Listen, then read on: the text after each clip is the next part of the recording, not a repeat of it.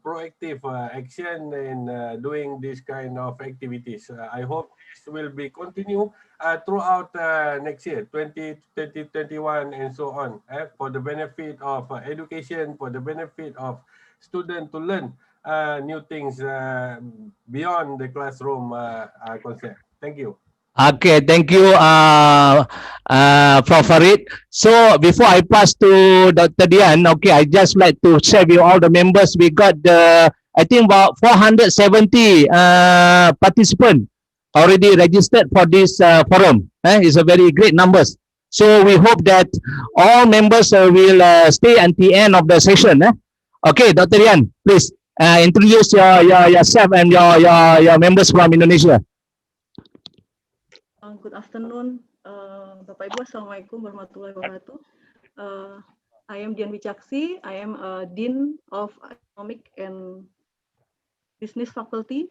I hope my internet is okay because I am currently at home to having some self-isolated. In UPNVJ, actually Pak Kris Kuntadi, I will introduce Dr. Kris Kuntadi, a CPA. Actually, his title is very long in the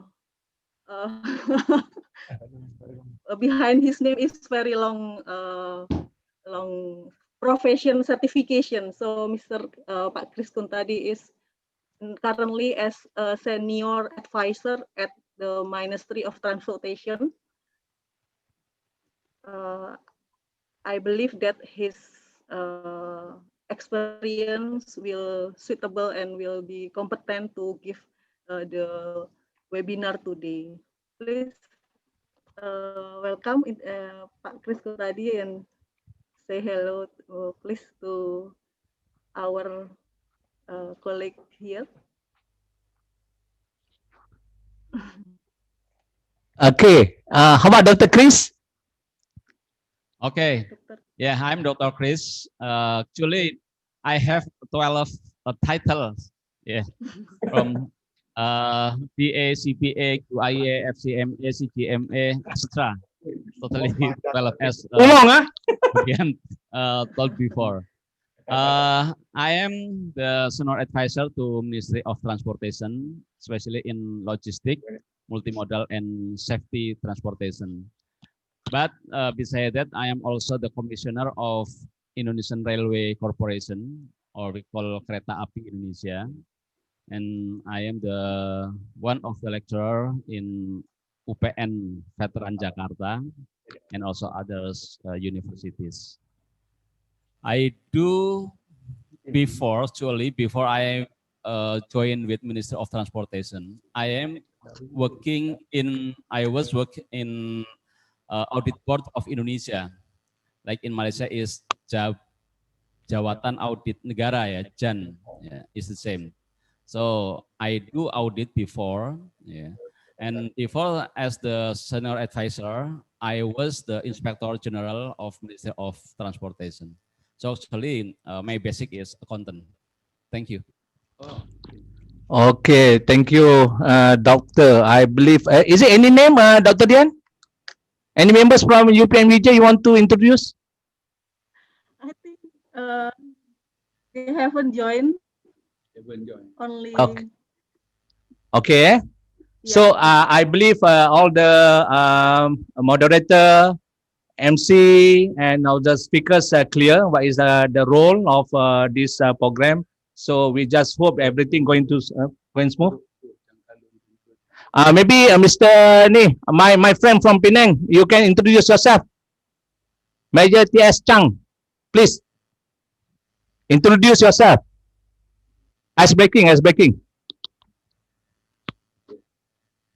have nothing much to introduce, But anyway, this is my certifications. This is my honor to have an opportunity to sit down here to share with some students in Malaysia and Indonesia on the topic of logistics. Of course, I am very glad to have our very big brother or very big Sifu, Dato' Abdul Razak Abdul Malik, our CILT International President. This is indeed our very great honor to have a chance to sit down together with him and discuss about the same topic. Anyway, I'm Chang. I'm a simple guy sitting in Penang. I am attached with a shipping company since 1994. So I'm not trying to say I am old. I'm still okay. Today is available for this particular session. So of course I would share more or discuss more later during the webinar, because we will have three sessions, right, of questions and answers.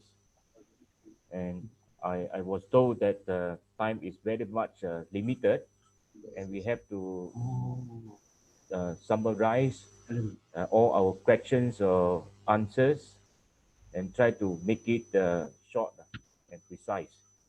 How many calories you burn today, Chang? Yes, I am very active now. Today, no. Zero. Today, Oh, zero. okay. You lose to me lah, because this morning I burns about 680 Oh, calorie. very good, very good. One day average about 1,200. Oh, very great. Yeah.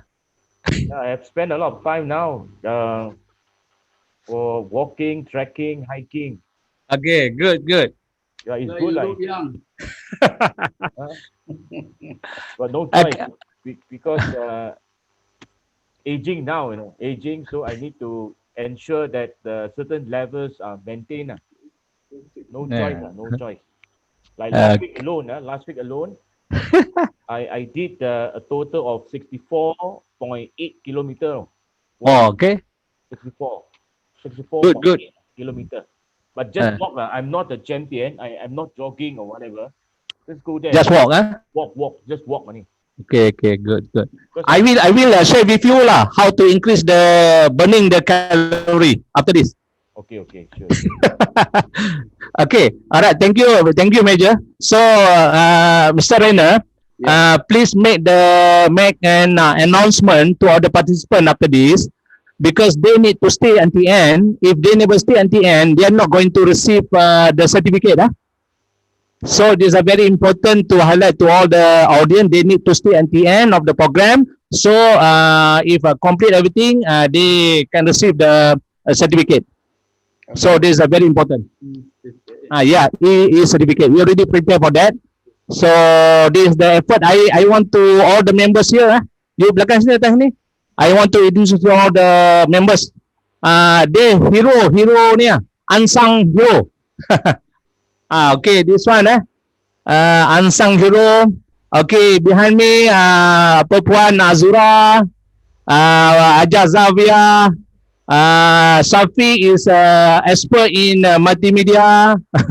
So satu Nurin, Nurin angkat tangan semua last sekali dia supporter tu yang ada jambang Samad Said. Bukan Prof K. Prof Bambang Wibowo. Okay, all these members were at this Kuala Lumpur lah. Okay, thank you very much. Okay. We have 3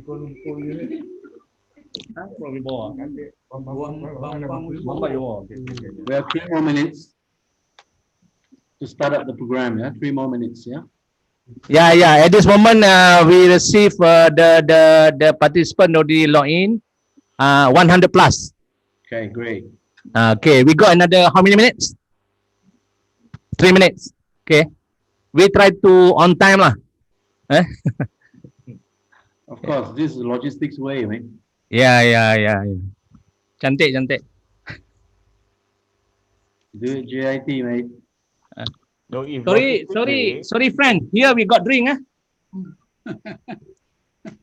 Oh, very good. Didn't do. Healthy drink ya. I have drink as well. Drink.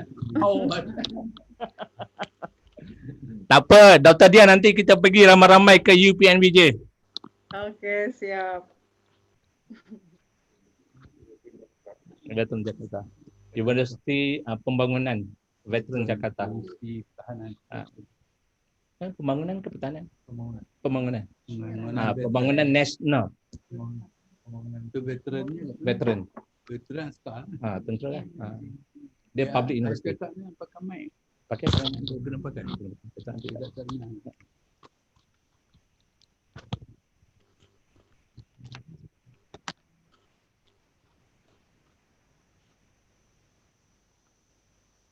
Tapi Prof Kim memang macam orang muda lah hari ni. Dengan cap dia dahsyat lah. Okey Ji. Macam orang muda lah. Tingkat apa ni Ji? Tingkat 20, 30? 30. Kita pilih 30 because dia punya separate account lah. Because in UniKL we had this MCO punya ni. So not all the level dia kita open dari segi account lah. Mana dari segi cost control lah. Cost saving. Yeah. So only section working maybe we got the 31 level. Maybe some of the members they need to come to A level or B level to work. Some of them are working from home lah. Yeah. Not all the member is allowed because we still controlling the distance lah. So unlucky that we still continue the PKB until 14 January. So it's very bad for Selangor or Kuala Lumpur. Penang as well. Yeah, until 14 Penang. Wow.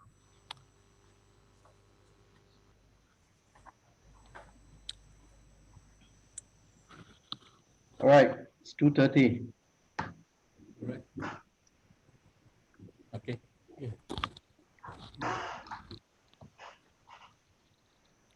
Okay, I think we can start our webinar.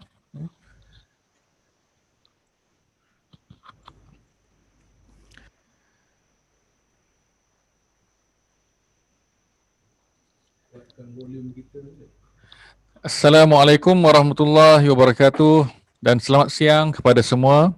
My name is Nasrul Hakim. I am your MC for today.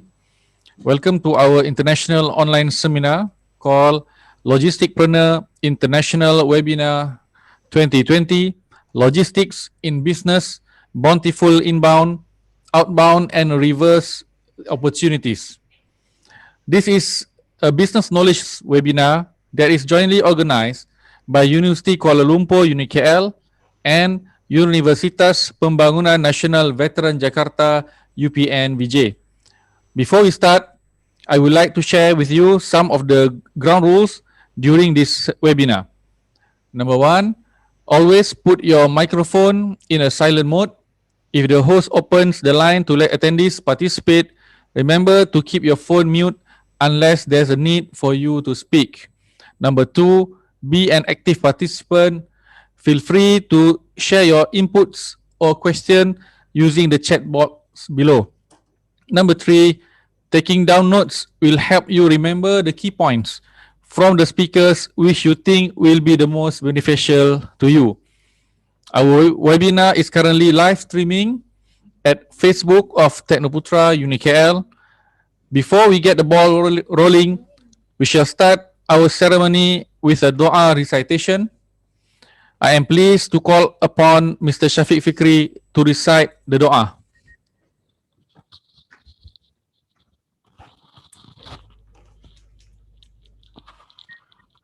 Al-Fatihah.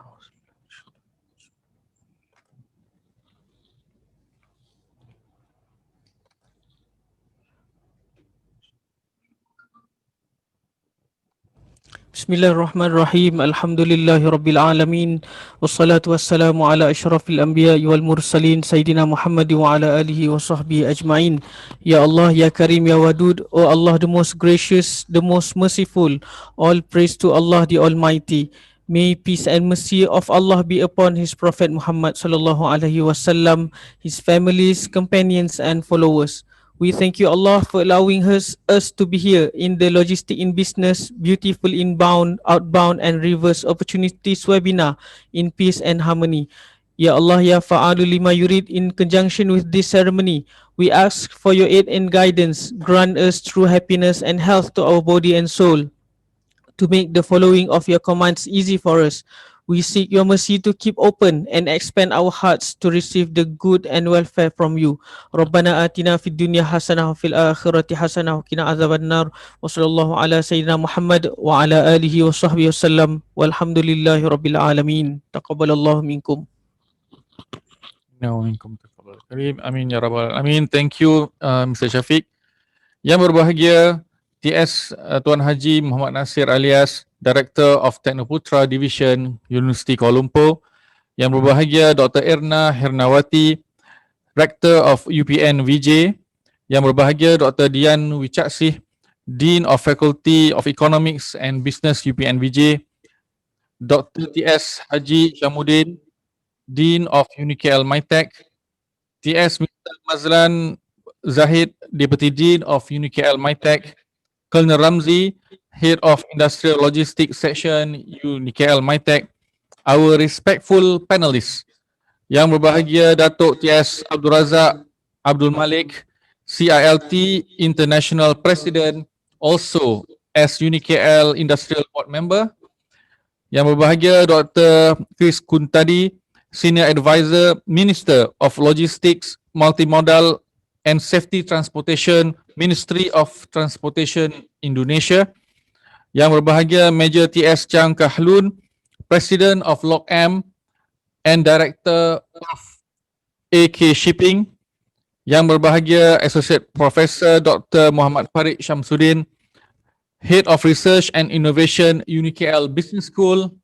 Yang berbahagia TS Reina Tan Wing Shin, Senior Lecturer UniKL MyTech, as our moderator for today, and UniKL and UPNVJ staff and students, entrepreneurs as well as registered participants. To kick off this program, I am pleased to invite our esteemed Teknoputra Director, TS Haji Muhammad Nasir bin Alias, to deliver his welcoming speech. Please welcome.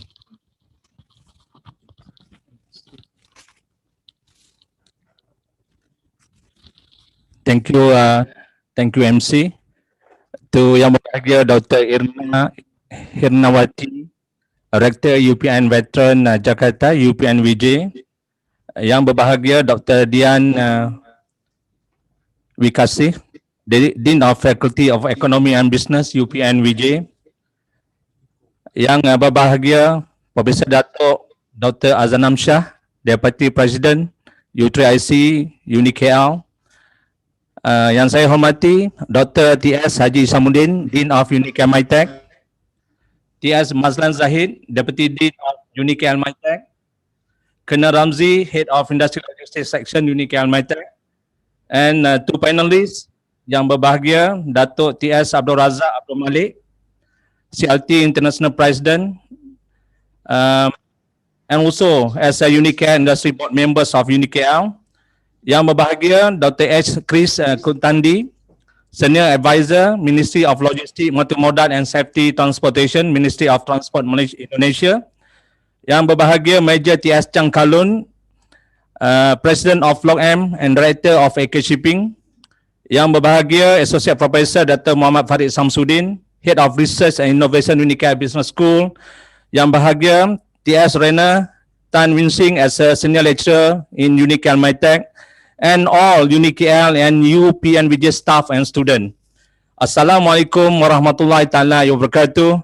I wish to welcome and to express note of my deepest appreciation to UniKL MyTech and UPNVJ in co-organizing this Logisticpreneur International Webinar 2020 with the themes of the logistic in business, bountiful inbound, outbound, and reverse opportunities.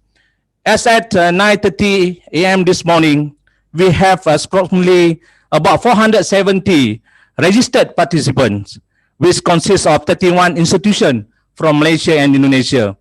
We really appreciate your participation and hope we can focus until the end of the session. As the year is just around the corner, we also would like to consider this kind of webinar to be a monthly event for 2021. and the pandemic era make us stronger than ever. And today's event is considered as evident that we are ready to face the new norm. The key is that everybody must be sincere and willing to put an extra effort to ensure success of anything that we wish to accomplish. Today's webinar is very close to me professionally as we will talk about the logistics. Since Technoputra is responsible in creating entrepreneurs and technopreneurs, we shall focus on logistics in business, or what we like to call it logisticpreneurs. The theme today is logistics in business, bountiful inbound, outbound, and reverse opportunity. Let me share some of its definition. Inbound logistic process include the movement of raw material, finished good, and supplies from the manufacturer or other distribution channel to a fulfillment center, warehouse, or retail store, depending on the business model. Outbound logistic is a process related to the movement of end products to the end user, often originating in a distribution of the or fulfillment center and then delivered to its final destination. Reverse logistic consists of all activities which are performed after the sale of a product. It is a process of flow of good or material which are unwanted or defective through the logistic chain to the manufacturer so that it can be recycled, reused, or disposed of properly. Our brilliant panel shall provide more input for us after this. Last but not least, may Allah bless us all for this knowledge series and shall strengthen our bond together as two nations, universities, and colleges. Thank you and Assalamualaikum. Waalaikumsalam warahmatullahi wabarakatuh. Thank you Tuan Haji Nasir for the warm welcome. Distinguished guests, ladies and gentlemen, we have come to the highlight of our program. Before I call upon our moderator, T.S. Renatan, to begin this webinar, please let me introduce him to you. Mr. Renatan is a senior lecturer at Industrial Logistics Section, UniKL, MyTech, for over 9 years of experience in higher learning educationists, 30 years in global economics, import-export, sales management, negotiation, business development, freight forwarding, and custom regulation, together with a postgraduate master's in international logistics and transport management. He is a high-performing manager with a proven track record of accomplishment in setting up mutually beneficial international and domestic trade agreements between corporations. He also has the ability to develop strategic long-term partnerships and communicate effectively with all levels of decision makers. Without further ado, it is a great pleasure to invite Mr. Rainer to take charge of this program. Please welcome Majlis, persilakan. Thank you very much, MC. Thank you very much, J. Muhammad Nasrul. All right, good afternoon all, and thank you all for finding time and visiting today. Today is a bountiful inbound, outbound, and reverse opportunities webinar. Welcome everyone. My name is Rainer. Hereby, I would like to thank the host, the director of UniKL Technoputra divisions, Tuan Haji T.S. Muhammad Nasir alias, as well as with all his excellent team members, behind this webinar program. Now, also to MyTech Technoputra divisions, our Deputy Dean T.S. Sheikh Mazlan Zahid, with all the excellent teams and efforts right at the back of this event, and appointed me as the moderator for today's webinar via Zooms as well as FB Live. And also just a brief introductions about myself. Now, I'm a senior lecturer in UniKL, University Kuala Lumpur, and also this Malaysian Institute of Industrial Technology, MyTech in short form.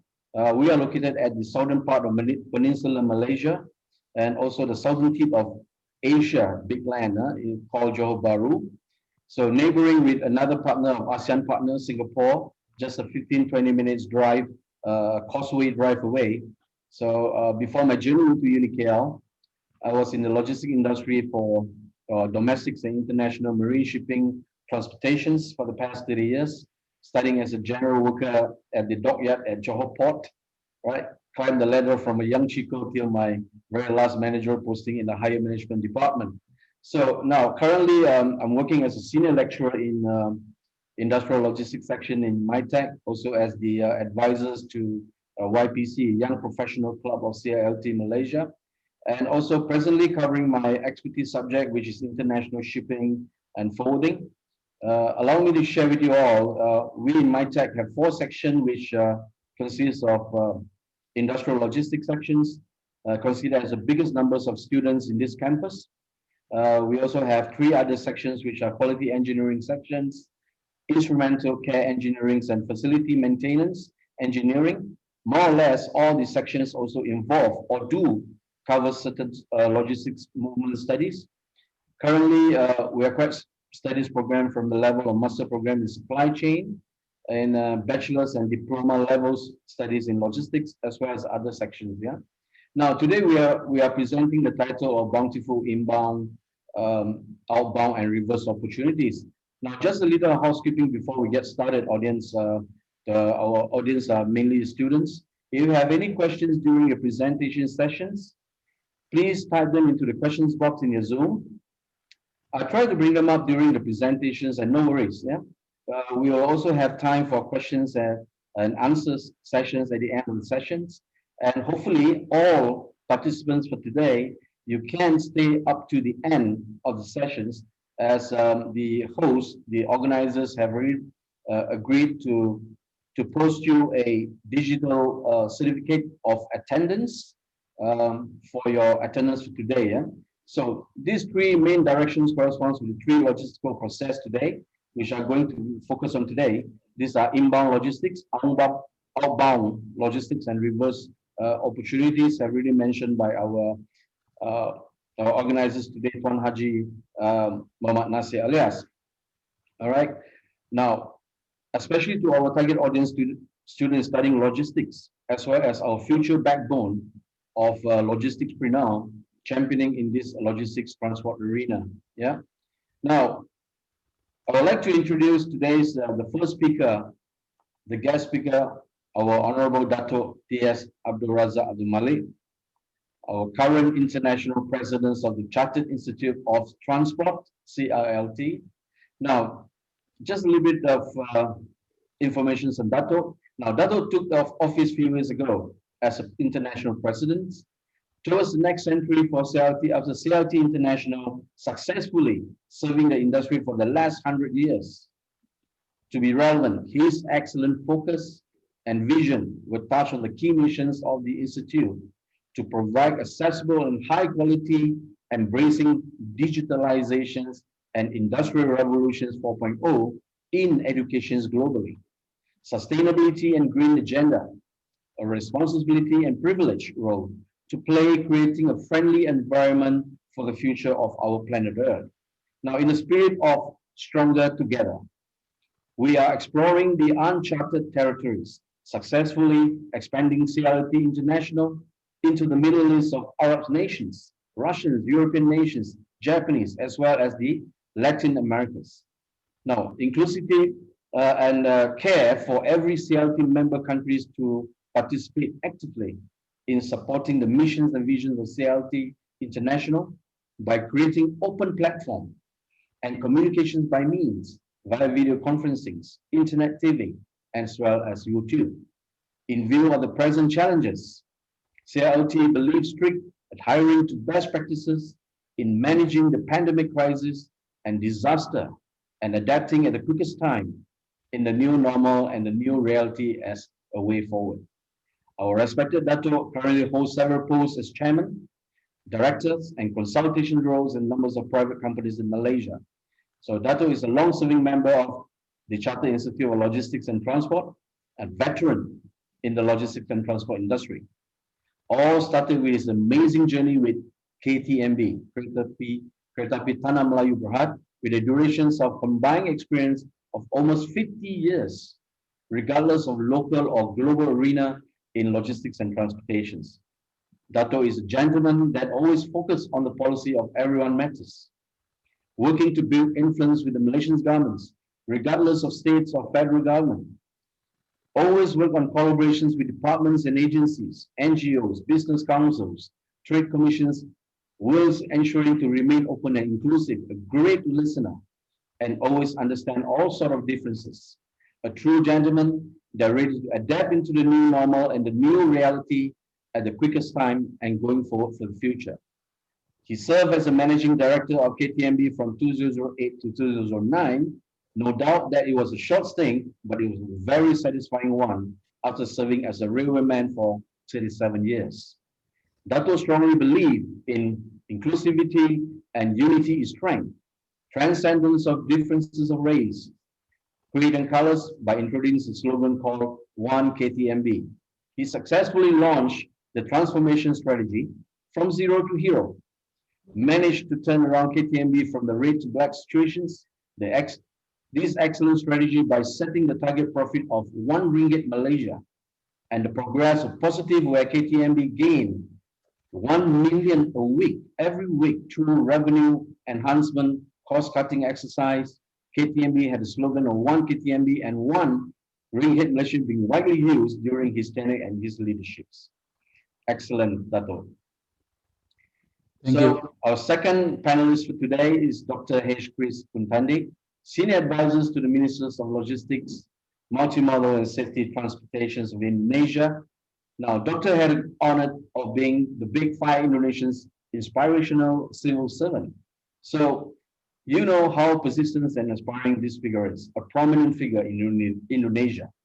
Obtained his doctorate in Business Administrations of Science from Brawijaya Universitas, attended numbers of courses and training, such as Transport and Climate Change in Berlin, Germany, World Rail Festival in Amsterdam, Holland, Indonesia-Australia Business Summit in Canberra, Australia, Leaders and Governance Program held in Singapore. Now, everyone knows him as a marvelous leader, an agent of change in his generation. At his age now, he's already been at the top of the order of Indonesia's government.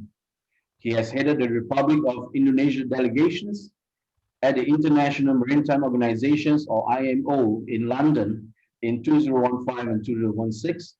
Also was the delegations of Indonesia at International Civil Aviation Organizations, ICAO, in 2016. He was a commissioner of Indonesia's Port Corporations too for 2 years in 2016 to 2017, and now he's trusted as a commissioner of Indonesia Railways Company. His passionate dedications to spreading the knowledge leads him to write his 2 bestseller books about fraud and leaderships. Yeah, makes him known as a creative, confident, and never at a loss for words as an individual. His 3rd book is in progress right now. It's about Sea Highway in Indonesia. With a bunch of experience and transportations. Today he's going to share with us about the development and transportation infrastructures, especially in Indonesia. Ladies and gentlemen, please welcome our Senior Advisor to the Ministers of Transportations and Logistics, Multimodal and Safety Transport of Indonesia's Dr. Chris Kuntandi. Our 3rd panelist, Associate Professor Dr. Muhammad Farid bin Samsudin, currently is a Head of Research and Innovations in UniKL Business School, holding the post since November 2019 until now. This is one of our family members of UniKL. His subject matter expert is Malaysian Insurance Institute, setting exam questions for AM level 1 and 2, case study development, training, material education framework for insurance product, as well as training material for professional certifications in Takaful. Prof. Farid also have various experience in industry journey, from business manager in retail sales, manager in prepaid sales planning, also serve as data and channel management lead department, and lastly, as a senior manager for Celcom Axiata, one of Malaysia's mobile telecommunication company, strategic operations department. He joined UniKL Business School as a senior lecturer back in 2014 to current. He's championing his expertise by producing countless of research journal papers and book publications, has become a well-known PhD and DBA external examiner, as well as numbers of master's and PhD level students under his excellent supervisions. Earned many research grants as project leader as well as co-researcher. He's excellent in his communication skills and personality. Adapt in taking on new roles and responsibility as they become necessary. Ability to anticipate problems and needs before they arise. Ability to work in diverse situations and maintain confidentially. So, possesses a strong leaderships and able to motivate downliners towards achieving goals. Analytical thinker with advanced skill in data analysis. Ability to influence cross-functional teams and develop teamwork. High level of problem solving and negotiation skill. A well customers-oriented person constantly tries to meet customers' expectations and providing positive customers experience. We welcome Prof. Farid. Yeah. Major logisticians. Our fourth panelist for today is our major logisticians T.S. Chang Kalun, FCRLT, fellow memberships in CRLT Malaysia, and the president of Society of Logisticians Malaysia. My very good old friend from the northern part of Malaysia, from an amazing exotic island of Pulau Pinang. So, major logisticians Chang Kalun, or better known as Logistician Chang, who is a humble practicing logistician, transport planner, mediator in Malaysia, and has been practicing maritime logistics since 1994. Presently, he is the president of the Society of Logisticians Malaysia, Pertubuhan Pakar-Pakar Logistik Malaysia. Yeah, executive director of AK Shipping Sdn Bhd, C Consortium Sdn Bhd, and as well as the AK Academy in Malaysia. So Logistics Chang is driven by his love learning and presently holds various professional qualifications. Just to mention but a few of those, like logistics, linguistics, geographic, mediations, arbitrations, and alternative dispute resolutions. So Logistician Chang has a long list of assignments in globalizations, industrializations, modernizations, and urbanizations. Besides being the president of Society of Logistics Malaysia, he is also a commissioner major of the Territory Army, conferred by the Duli Yang Maha Mulia Seri Paduka Baginda Yang Ketuan Agong, the King of Malaysia. So currently chairman of the Chartered Institute of Logistics and Transport in Malaysia for Penang sections, council members of Penang Transport Councils, council member of Road Safety Council of Malaysia, industry advisor logistics to various institutions of higher learning educations, and board members to the various secondary and primary school in the northern part of Malaysia, corps presidents of St. John Ambulance of Malaysia, committee members of Transport, Logistics and Custom Committee of Penang Chinese Chambers of Commerce, committee member of International Ship Owner Association, or now we call them SAM, Shipping Associations Malaysia of Northern Malaysia. So committee member of North Malaysia Shipping Agent Associations, and an adjunct lecturers to a few private and public universities in Malaysia, and many more.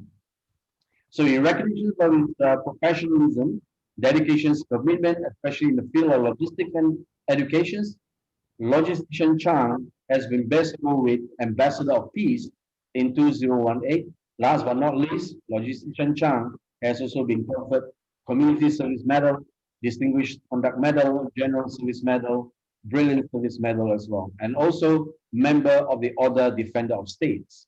Now, without further explanations, we welcome all our distinguished panel today. To all audience, stay to the end again. We will provide you the host had promised you to provide you the digitalization certificates. Now, without due to time limited and constraint, we'll turn over to our distinguished speakers or panelists for today. Now, due to the time limited, the Zoom platform to all presenters, returns to all presenters, you are given 4 to 5 minutes to each questions. Now, our first presenter today is our Honorable Dato' S. Abdul Razak Abdul Malik, our current International CRT President. Now, Dato', you okay? All right. Now, the first questions for today, I'm going to ask is, since our target audience are mainly students, right?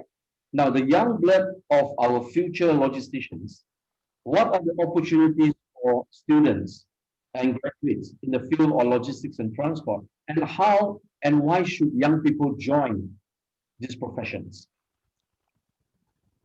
Assalamualaikum warahmatullahi wabarakatuh. Thank you, Mr. T.S. Renatan from MyTech, our respected moderator. May I wish and welcome Dr. H. Chris Kutandi, Major T.S. Chang Kalun, and Associate Professor Mak Farid Shamsuddin to be co-panel speakers for today. But before I answer your question, allow me to express my gratitude to UniKL, especially to T.S. Sajinasir alias Director of UniKL Technoputra, for inviting me to this webinar. Firstly, let me introduce who we are in 2020. Our institute was founded in 1919 with a mission to improve industry practices and nurture talent. We are 101 years now, and in Malaysia, it has been here for the last 55 years since. Today, we support over 35,000 members in 36 countries around the world. This year, 14 May, we welcome our 36th branch, CILT Korea. Through our educational suite, our strong community, and our commitment to high standards, we help professionals to develop their careers and access better jobs. We are the leading professional body who works for supply chain, logistics, and transport. We are a global family representing professionals at all levels across all sectors. We have a mission to give individuals and organizations access to the tools, the knowledge, and the connections vital to success in the logistics and transport industry. Since the pandemic became a universal problem, almost every system disrupted. Even our present life disturbed, and we have to adapt new norms as a new reality. In 2020, logistics and transport has become a critical sector for business and for health. Supply becoming difficulties, trade barriers heighten, and nation boundary tighten, and some countries totally closed. CDC stricter SOP and wearing of personal protective equipment become essential to all. Food and medicine shortages became rampant, especially in some unfortunate countries.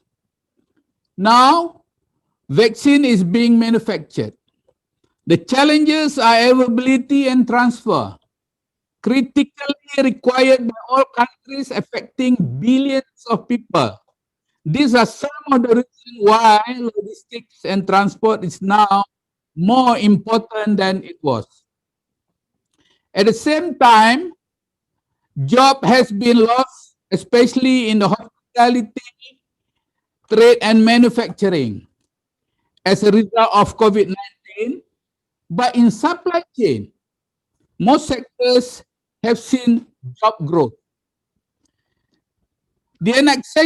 With the exception has been passenger transport, air or land, which I feel so sorry to them. But for shipping, containers, and cargoes, it is now a transport call and not the shippers or the buyer's call. Logistic companies like DB Schenker and Agility, for instance, are doing extremely well. Increasingly, supply chain, logistics, and transport will be critical for business success, and those with a wide experience in the professions have chances to become CEO and board members and lead in the industry. If you don't believe me, you ask Major Chang. He has got a lot of vacancies now for your shippings and also for all your ventures. More and more logistics company like AK Venture, which Mr. Chang is the executive director, and logistic and supply chain company requiring staff and executive for their companies. I stop there for this first question, Mr. Moderator. Thank you very much. Thank you. Thank you. All right. I'll put the questions to Dr. Chris Puntadi. All right. The question 2 is, please share with us how is actually Indonesia's logistics nowadays, and how is the proportions of modal share of national freight transportations in Indonesia's logistics? Okay, thank you, Rainer Tan, and You're welcome. all speakers and also the participant. How is the condition transportation and also logistic in Indonesia? Yes. Actually, first of all, that we have portion of logistic cost is 23.5% of GDP. Yeah. I think it is big enough. Yeah. Budian, maybe you can help me to share the screen. 23.5% is very, very big. Yeah. In next 10 years, actually we want decrease the portion of GDP from the logistic cost. In the next slide. Yeah. The bigger portion of GDP for the logistic cost makes that our logistic cost is very high, and I think it is very difficult to compete each other, especially like Malaysia. I think is better than Indonesia. Yeah, but next 10 years, I hope that we can decrease it very maximum. That might be until under 15%. Yeah, this is the first problem. And then the second, that development of logistic connectivity is a priority for national effort. Yeah. Because up until now, the connectivity between island to other islands, between Indonesia to other country, is very, very high. Yeah. So we always develop the logistic connectivity, not only for the infrastructure, yeah, but also the system and also the ship. Yeah. This is the second one. And the third, yeah, especially during the pandemic, yeah, Alhamdulillah, yeah, Indonesia logistic still good. Yeah.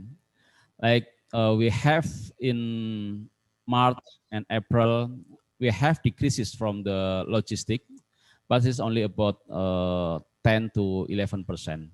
Yeah, it is not good. But in another side, for the transportation of people is very, very impacted by the pandemic.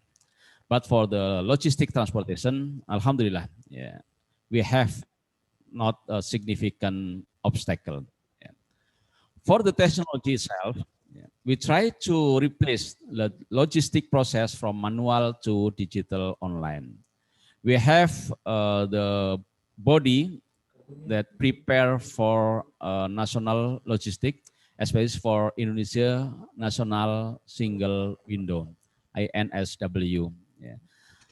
This body try to prepare for all the technology, yeah, so that people or the business, when they want to connect to the government, they just come to one door. Yeah.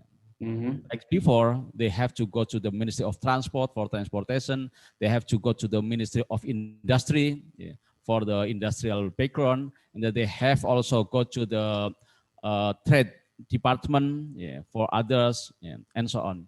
So with Indonesia National Single Window, we want to make only one system, it one click, so they can go for all. Yeah. And we still also need to develop service shift that some still ineffective. This is also our hope in the next. Yeah. And the second question that Pak Rainer Tan asked to me about the portion of the share of modal. Yes. In the next slide, yeah, Pak Tan, you see that the domination of road transport, yeah, is very, very high, 90.4%. Yeah.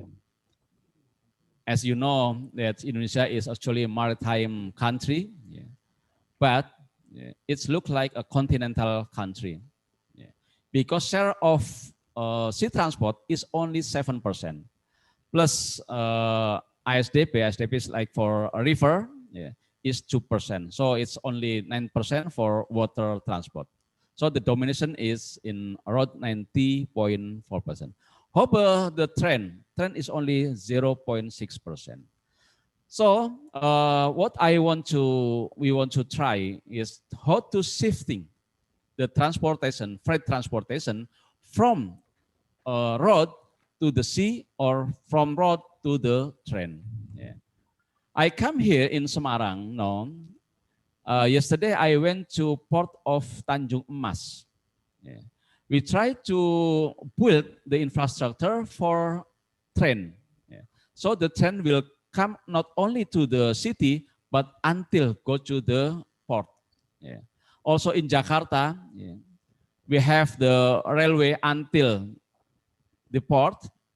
So if we have built many infrastructure for the train, so we hope that we will have like a shifting transportation for freight from road to the train. This is the data from 2018, and next year in 2021 we will try to make the research, the new research for this modal share. I hope, we hope that we will shifting significantly from road to sea and also from road to the train. Like from Semarang, that's city I live now, we have a Roro, from Semarang to Lampung. Before, all from Semarang to Lampung, we have got to by truck. So now, since the beginning of 2020, beginning of 2020, we have delivered many trucks from Semarang directly to Lampung. So they do not want to go to from Semarang to Jakarta by road, but they shifting to the sea. I think these two questions that Pak Rainer Tan delivered to me. Thank you. All right, thank you. That's very good information. Thanks a lot for the sharing. But it's quite amazing to see that the road transportation dominates most of the out of 90.4% are on road transportations. Yeah. All right. The third panelist today is Professor Muhammad Farid Samsudin. Now, my question is from your expertise, from your academic standpoint, how are you going to attract more students to study logistics as their major degree? Okay, thank you, Pak Rena, and also all the panel. Interesting question. To be frank, this logistic matters is also new to me. I had the chance to make a survey through my WhatsApp group. Currently, I maintain communication with some. Can you hear me? Hello? Yeah, you're on track. Yes, you're okay. Okay. So I did a survey last 2 days among final year high school students. How many of them would like to study logistic, and do they know logistic? Unfortunately, I think out of 40 respondents, I can say that only 1% claim that they know a little bit about logistic, but they don't know what to do in order for them to further study on this logistic. Logistic is unlike any other courses, law, medicine, whereby sometimes parents they instill this kind of career from childhood, but not many people know this logistic and all is better related to I think since this is a beginning, we are not too late. We can still move forward in order to promote, to create awareness on how the importance of logistics to the industry as well as to the career. Okay, so many people tends to look over on this logistic as well as also in the career parts. But this also means that it provide great opportunity for our current graduate student and also undergraduate student at MyTech, where MyTech focus on industrial logistic from diploma, bachelor, master, as well as flexi study. So I believe there is a lack of fierce competition for our graduate. They can get their job faster than other business school or social studies. Okay, and logistic actually is quite lucrative industry. This is a point that I think we tend to uh, miss to tell the student, whereby it is promised uh, a career ladder, and as long as the longer you work, I think the more you will gain, your value will increase. And logistics also actually is important not only on the transportation part, but covers all industry, be it pharmaceutical or textile or any other industry. They need expert in logistics to manage, to maintain, and to support and to solve their problem on many matters. Eh? Uh, I also think that one of the effort that we can do is to provide a clear picture on the career prospect of uh, student once they complete their studies, such as being an analyst, being a logistic engineer, being a consultant, because this is important to create them some picture that logistic is not about logistic is not about transportation. People talk about distribution, people talk about warehouse, people talk about supply chain, but they don't talk about logistic. I believe we can do wonders in 2021 to cultivate, to promote logistic education to our student. It is also, I think, not many of people know that logistic also provide professional certification through CLT, whereby this is not a common uh, career path. It is certified, and there is a future brighter than others, as there is still lack of competition right now. In Malaysia, I can tell you that not only UniKL offering logistic education, but there are also UKM, UIA, UITM, and also other private universities. But the only thing I think the lack is on the awareness and to create some attracting benefit for those who study logistics. Uh, I hope that we can make use of this advantage on this logistic. Logistic ever since COVID is getting more popular. People start to know that how logistic is important, how logistic play important role to our daily life. Okay, the industry is very big, and the projection, market outlook for logistic is also increased with a positive growth. I just read one report from 2020 to 2025. The estimation of manpower required is very big, very huge, and this is the opportunity for the university to make use of this current situation to get to attract more students to study on this logistic. Other than that, I think we still need to improvise. I think make some marketing, promotion, awareness, knowledge transfer to our student so that they know that logistic is very wide and it is worth to study and to build up career on this logistic industry. And to be frank, Pak Rena, I also start to know more about logistic ever since I make friend with Haji Nasi and also Haji Zawiyah.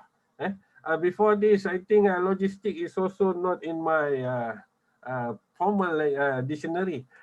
So, but then Haji Nasir keep on promoting CILT, Haji also keep on promoting about logistic. Then I start to open up my mind, learn more about logistic. It is very big industry and worth to explore and to promote to our students. That's all, Pak Rena, for my question one. Thank you. Thank you so much for your wonderful view. Yeah, thank you so much for your sharing. Now I turn to the fourth panelist for today is Major or maybe Logistician Chan, since you are actively in the logistics business. Yeah, in general. All right, let's say in general. So many people are talking about COVID-19 pandemic right now. So owing to the COVID-19 pandemic, many types of businesses, yeah, have been suffering from serious decrease in volume or perhaps even huge losses in revenue. Now, how about business in logistics? What is your point of view? Can you share with us, especially in maritime logistics, which represent for 90% of the movement globally? Can you share with us? Your mic, Chang, Logistician Chang, your mic, please, on. Yeah, thank you. Yeah, thank you, Rainer. My respected guest speakers, we have our big brother, Dr. T.S. Abdul Raza Abdul Malay, Dr. Chris, and Professor Farid or King Farid, and our good friend T.S. Haji Nasir. First of all, I need to express my very sincere thanks to the organizer for inviting me or giving me a chance to be here to share a few things or few experience or knowledge of mine, particularly in the area of logistics and transport. Like what Rainer said, actually many businesses have been suffering, right? The losses or even the drop in business volume, this and that, and particularly in the area of what hotel business, right? Retail business, all these many cases can be seen or noticed, right? Some even have to experience the pay cut, right? Pay cut. Some even up to 50% or 70%. And I was told that one of my friends who has been with the traveling agent for more than 25 years, but he has never got the pay since March, until today. So I would say that is the zero pay for the last few months. And of course, this particular gentleman is depending on the subsidy from the authority. And of course, apart from the pay cut, of course, retrenchments cases can be seen as well. But anyway, just to cut the story short, as far as logistic business is concerned, right? Of course, and when it comes to logistic business, we are now referring to the movement of people as well as the movement of goods, right? Of course, we are not here to discuss any further or definitions about the whole logistics, but we are here to talk about a very simple terms, layman terms. It's all about movement of people as well as the goods. Like what our big brother mentioned, Dato T.S. Razak mentioned, that movement of people has been affected because not many people are moving, even local movement, right? So it's I mean, sorry to mention that the business for movement of people has been quite bad since March. But when it comes to movement of goods, yes, to be frank, as part of the logistic business, we also experience the drop in business as well from a very beginning of the COVID pandemic in February, in March, right? But businesses were affected during that particular period of time. So I would say, especially from February up to even May, right? Including logistics, right? Business were not so encouraged. So I would say, based on our statistics or based on our record, actually our business were down by 50 to 60% during the first stage of the pandemic. That means, in short, from February up to May. But after May, the situation changed. The situation changed, the trend changed. The cargo volume started picking up from June. Start picking up from June until now, December. I would say everything is positive. A lot of people has been, laughing because of the volume, because of the sudden surge in volume, this and that. So a lot of people are very happy. Like what the other speakers have mentioned, actually, some people do not understand logistics, but it doesn't matter, right? We are here to promote, and we are here to develop the art and science of logistic, transport, and supply chain with the general public. Anyway, as many of you are well aware that logistic has been classified as an essential service under the Act in the country. So that means, in short, even some businesses had no choice but to shut down. But as far as logistic, transport, and supply chain businesses are concerned, we were allowed to operate even during the movement control order or lockdown or whatsoever. So we are very proud to be part of this particular industry. That means we are part of the essential service under the Act in the country. That's all for my answer for this particular perspective. Okay, thank you very much for your points, Logistician Chang. Now I go back to Dato again, since we are touching on business right now. We're talking about business. Now, what do you think, Dato? What are the opportunities in logistics and transport for new ideas and new business opportunities? What do you think? Thank you, T.S. Reina. Thank you. Yeah, solutions are needed to expedite deliveries. Okay. Overcome technical barriers, open up trade between countries. Mm-hmm. In CLT, we recently had 3 entrepreneurs on a webinar, all under 35 in age, who spoke about their businesses in Africa. Right. I'm bringing African experience here, looking from the international perspective. Now, these businesses were a fashion business in Zambia, seeking to open market across African countries. Up to now, there is very little trade between African countries, but now a free trade agreement has made them more possible. Right. It is because of COVID-19.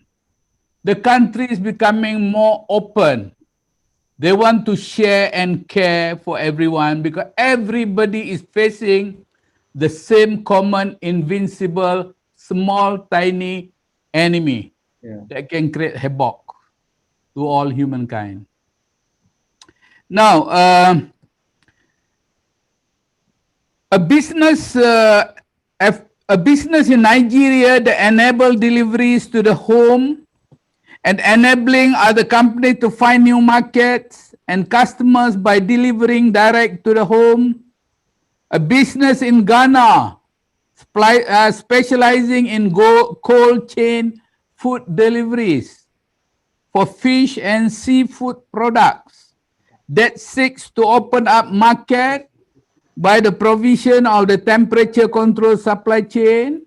This example can be replicated anywhere in the world as opportunities exist for innovation and those willing to provide new solutions. First and last mile delivery, becoming more of a sought after by online businesses. The situation aggravated people to stay indoors and things reach at their doorstep. Yeah, right. My son, I'm talking about my son and his partners, has a small first and last mile delivery company, a small one, about less than 2 years old. Before COVID-19, he handled 50 to 60 packages, all around 30 kilo to 50 kilogram. 50 to 60 packages a day. Yeah. Now they handle 400 to 500 packages, but 90% 10 kg and below. Promising, but need to work very, very hard.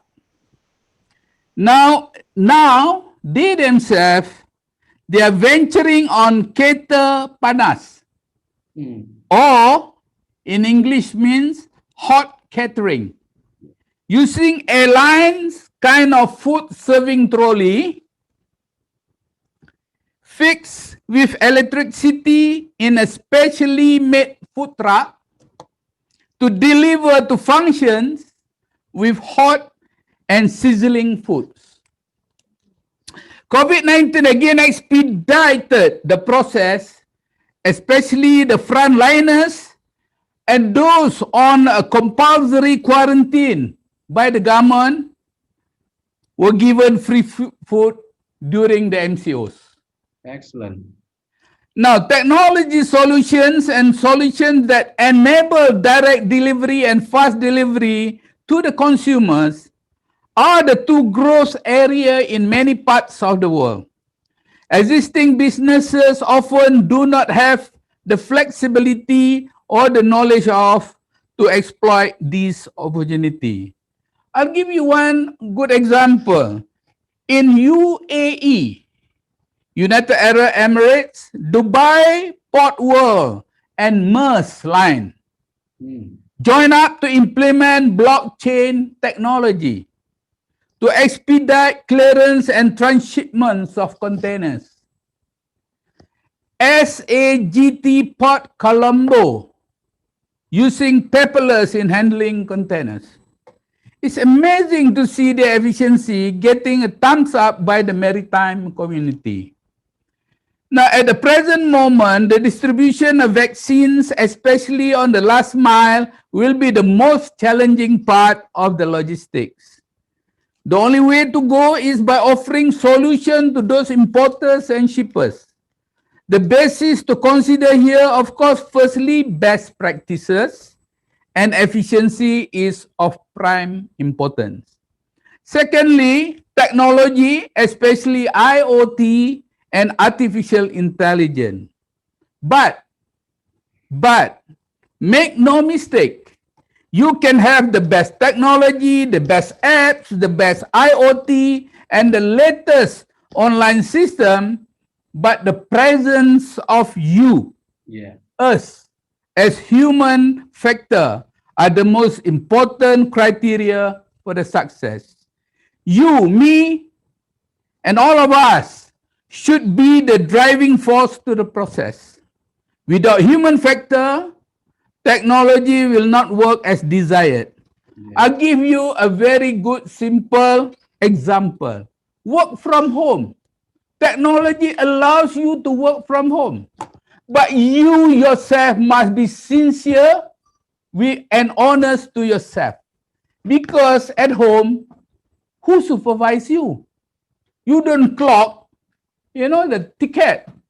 But because you have that integrity, honesty in you, like our Puan Zavia, working from home, but with full honesty, he will definitely spend 8 solid hours on the on her what you call laptop and all that and work through online. So this is, I said, technology is there. The best technology can be prevail, but human being must be there as a driving force, and that human being must be honest and with integrity. So I finished my answer for the second question. All right, TS that's a Rain. wonderful, Thank you. wonderful example. And to all the target audience, yeah, you listen, that's a new business opportunities for you. It's up to you. Everything's up to you. Now, we would like to listen to Dr. Chris Kuntadi. Now, what are the challenges now? What about opportunities, logistics business in Indonesia? Can you share with us now? Okay, thank you, Pioneer. First of all, I think I have to agree with Chang's statement Yeah. that logistics is not only transportation. I Yeah. do agree. Yeah, and it's a problem, the challenge from Indonesia, that our ministry is named Ministry of Transportation, not Ministry of Logistics. Yeah, so we have to make like coordination with other ministries, like Ministry of Finance, because they have custom and excise. Yeah. Yeah. And then we have coordinating with Ministry of Industry, Ministry of Trade, etc. Yeah. And for the challenge, I will subscribe in two. The first is challenge during the COVID pandemic, and the second is what next for the logistic industry. For the era for COVID pandemic, we have to make the capacity building. Yeah. That Dato said, we can work from home. Yeah. But for the logistic, we couldn't work all from home because we have go to the port, we have go to the industry, we have go to the road, we have to go to the station, etc. So how to make the capacity building that especially not only trucking actually, trucking, ship, train, and also airline, yeah. How to survive during the pandemic. Fortunately, yeah, like the Indonesian Railways, for the passenger, where they decrease for more than 80%. But for the logistic, Alhamdulillah, it decreased, but not more than 15%. And in the port, like we have PT Pelindo 1, Pelindo 2, 3, and 4, yeah. Indonesia Port Corporation 1 until 4. Yeah. They said that in 2020, they predict that they have increased for about 5%, 5 to 7%. So it's very, very good for the pandemic era for the logistic. And then the second is the high competition or limited order. So we try to increase the technology competitive between truck, because if we deliver a logistic by truck, we can check until what city our logistic gone. Yeah. It's different from if we use the train or we use the ship, because we can tracing our product for the delivery. Yeah. And the third one about operational costs. Yeah. Operational cost for in health protocol is increased. Yeah. So government, especially Ministry of Transport, we try to give like not donations, incentive, to the airline, to railways, Right. and then also to ship, not for trucking, because trucking is the portion is very, very big enough. Yeah. And as we know that for trucking itself, mostly they face it with we call odol, overdimension, overloading. Yeah. For truck, for example, the capacity is only 10 tons. They could bring more than 15 tons. That's the problem. Yeah. So our ministry, especially Directorate General of Land Transport, try to minimize the odol itself. Yeah. We hope that after odol try to minimize, they will transfer from the land transport to the railways. Yeah. If we can transfer to the railways or to the sea, yeah, so we hope that the logistic costs will decrease. Yeah. In the sea transport, we also make a short sea shipping. Before, the transport from the sea shipping is from very, very far.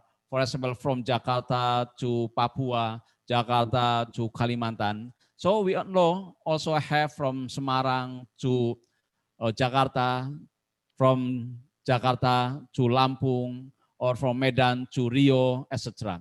So we try to cut the shipping. The impact of the cutting this one that we make a short sea shipping.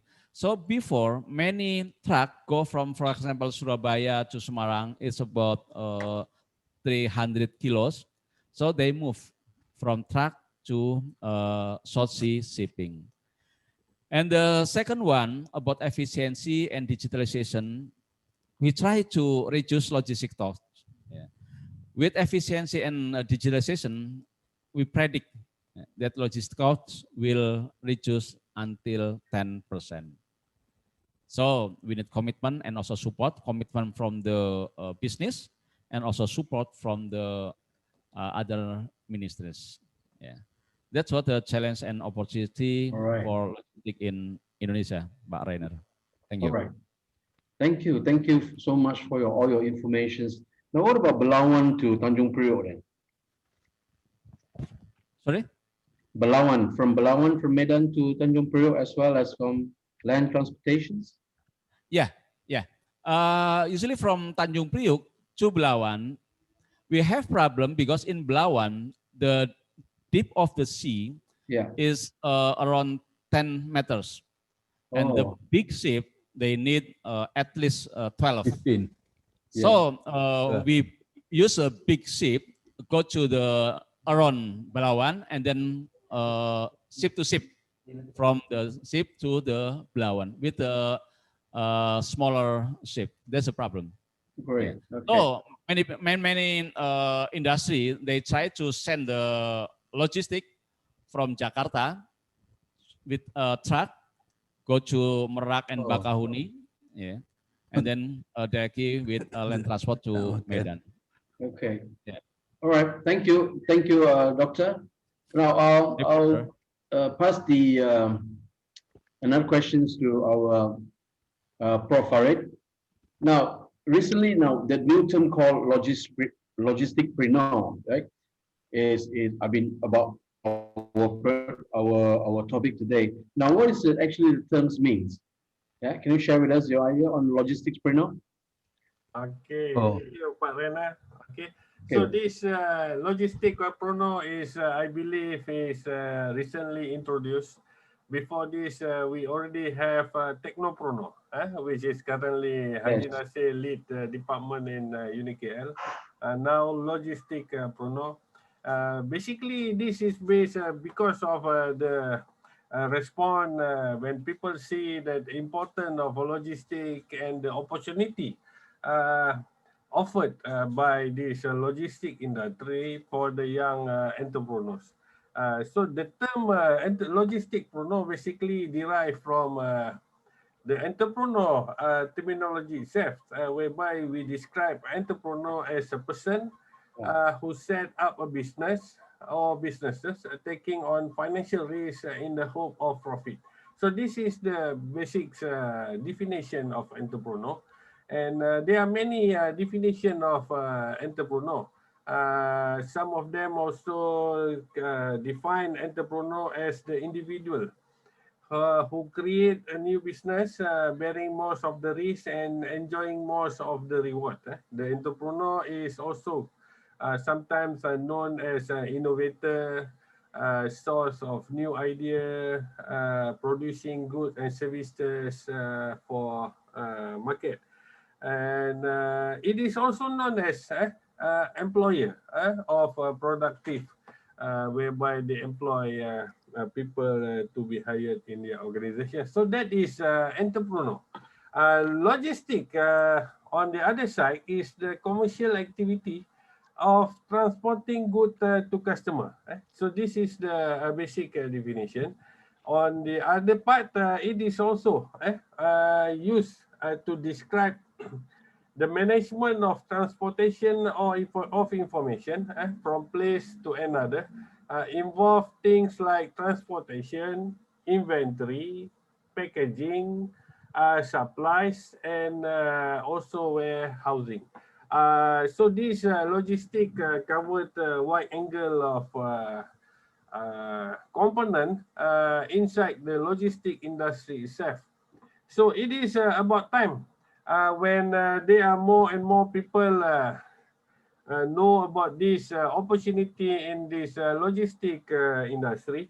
And university also play role in cultivating, instill, motivate students to explore their opportunity becoming entrepreneur in this logistic industry. There is no specific term in the dictionary about this logistic prono, but I believe we can gazette this the definition of logistic prono very soon so that it can be used by others. Not to say that people don't know, people know. Tech prono is someone that is based on technicality, doing a business, and logistic prono is someone who make a business in the logistic industry. So, like UniKL, for example, we have alumni who are also doing courier servicing, those who are also involved in the logistic in terms of transportation business, whereby it is offered them a lucrative opportunity for them to success in their entrepreneurial area.